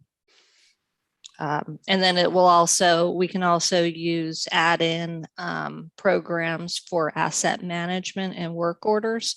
So as work is completed by Public Works or the Sewer Operating Committee on segments of our system, it can be automatically recorded from the field directly into the GIS program. So those are a few benefits of having this system in place. Thank you, Deanna. Michelle, did you have a? Yeah, thank you. And Deanna, and I know, you know, you have to make these investments to really save money in the long run. And it looks like that type of a thing. My question is simply, will we outsource the updating of this annually, or will we have the capabilities internally to be updating it? How will it go on an ongoing basis since we're getting started in a new realm? I think for the short term, we will continue to use a consultant, but I think that will be a policy discussion that we need to have with administration and with council to determine how far reaching the GIS system should be implemented. I mean, other departments, health department, clerk's office, many other departments can also utilize the system and use it for their own analysis purpose. And at that point, then we would look to needing a staffed group, whether it's one or two people, whatever it may be. Okay. Pardon me, Deanna, wasn't there some talk, I remember it was like maybe a year or so ago about Montgomery Township has a full-time GIS person. There was something about some talk about possible shared services to save money on a staff member or some kind of shared services with Montgomery. I just remember having a discussion about that before. I don't know if you recall that. Yeah, I do recall that it came up. I don't know if they had the bandwidth to handle their services as well as what our needs would be. I don't know the answer on that one. But I mean, we do have some in-house capability, both in the planning department and in engineering sewer operating committee. And we are finding as we interview for different positions that younger people are familiar with GIS to some degree. And so it is possible that we could do more in-house potentially. Thanks. Mm-hmm. Thank you, Deanna. Mia? Deanna, does this include the component that we'd originally discussed that will involve the planning department and planning documents? And no, that was already approved by council a few months ago, and the consultant is in process with that. We have a meeting possibly this week to preview what he has put together for that zoning component. Oh, that's very exciting. Okay. Yes. A GIS is just going to, I don't know who it was who saved us, Michelle, I think it was who save us so much money in the long run. And it's just such an essential tool. So I'm really pleased to see this. I know it's been near and dear to Eve for some time now. Any other questions or comments? All right, if not, all in favor, please say aye. Aye. Aye. Aye. Okay, that's everybody. 21-275, resolution authorizing a professional services agreement in the not to exceed amount of $55,000 with O&S Associates, Inc. for the preparation of bid documents and provision of construction services for Spring Street Municipal Garage repairs. Is there, Michelle, thank you. Is there a second? Dwayne's got the second. Second, also comment too, on their proposal, they put the wrong address for our municipality. I think they have the old borough address instead of 400 Witherspoon. I don't know if anyone called that, but. Yeah, we were Thank waiting you. to see if you caught it, Dwayne. The rest of us knew. Thanks, Dwayne. Things to wake me up, Here you go. aside from the coffee that I ran out of. Thanks, Mayor. Michelle? I do have a question, and I know that we put this in the capital budget for the repairs to be done. I'm just wondering on the Spring Street, will we be able to repair so that we can utilize all the parking that we have there? Will we be doing any repairs to the top? And then I always have to ask my infamous question is there any way that the Spring Street garage could be expanded, and would they look at that? I have to ask that. They will be working on all of the floors. Okay. So if it is an issue with the structural features of the garage that is keeping the floors closed, then that should be fixed. I don't know operationally why they have certain areas closed off. In terms of adding floors to the garage, we will be reaching out to the original designer of the garage to see if we can have a small contract with them to investigate adding floors. It's more cost effective to go back to the original designer rather than another consultant who would have to get the information from the original designer anyways. But yes, we'll be following up on that. Wonderful. Okay, thank you. Any other questions or comments? All right, if not, all in favor, please say aye. Aye. Aye. Aye. Aye. Okay, that's everybody. All right, 21276, resolution amending 2020 professional services agreement with Sarnik. How do you say that first name word there? Whoever, somebody in Hollenbeck LLC. Is there a motion? David, thank you. Is there a second? Seconded without knowing the proper pronunciation of that I name. think is it Scarinci? Is that? It's Scarinci and Hollenbeck. Yeah, yeah. Thank you, Jim. Okay. What was the amendment? I'm sorry. What did we actually amend on this? Does somebody know? Yeah, I think you're increasing the not to exceed amount on their 2020 professional services agreement, just to address some past due invoices that were charged the 2021 agreement instead of 2020, and the services themselves are in connection with River Road. It's our environmental attorney dealing with the River Road issues and specifically the DEP. Thank you, Trishka. Any other questions? All right, if not, all in favor, please say aye. Aye. Aye. Okay, it's everybody. 21277, resolution amending 2018-2019 professional services agreement with Looney Ricks Kiss Inc., LRK. David has a motion. Is there a second? Mia has the second. Questions, comments?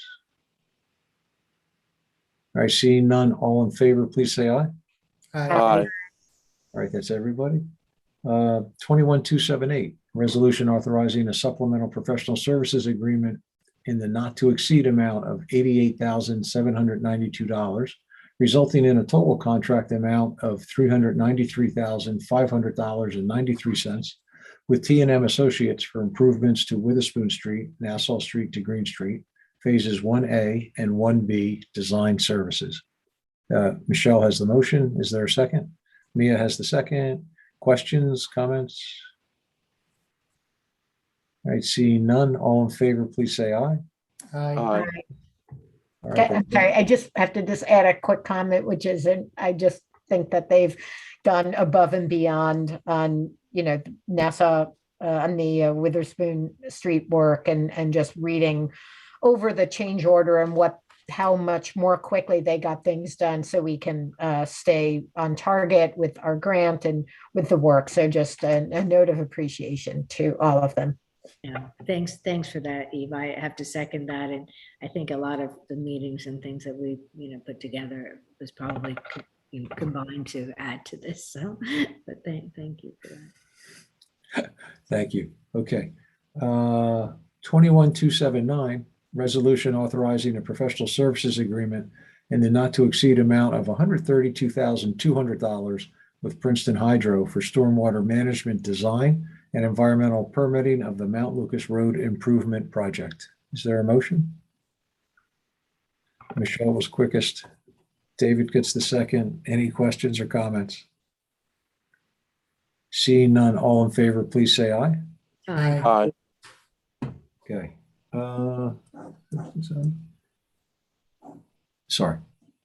21280, resolution awarding a construction contract to Earl Asphalt Company in the not to exceed amount of $1,485,413.13 for the 2021 roadway resurfacing project, and the list of streets is on page 211 of your agenda package.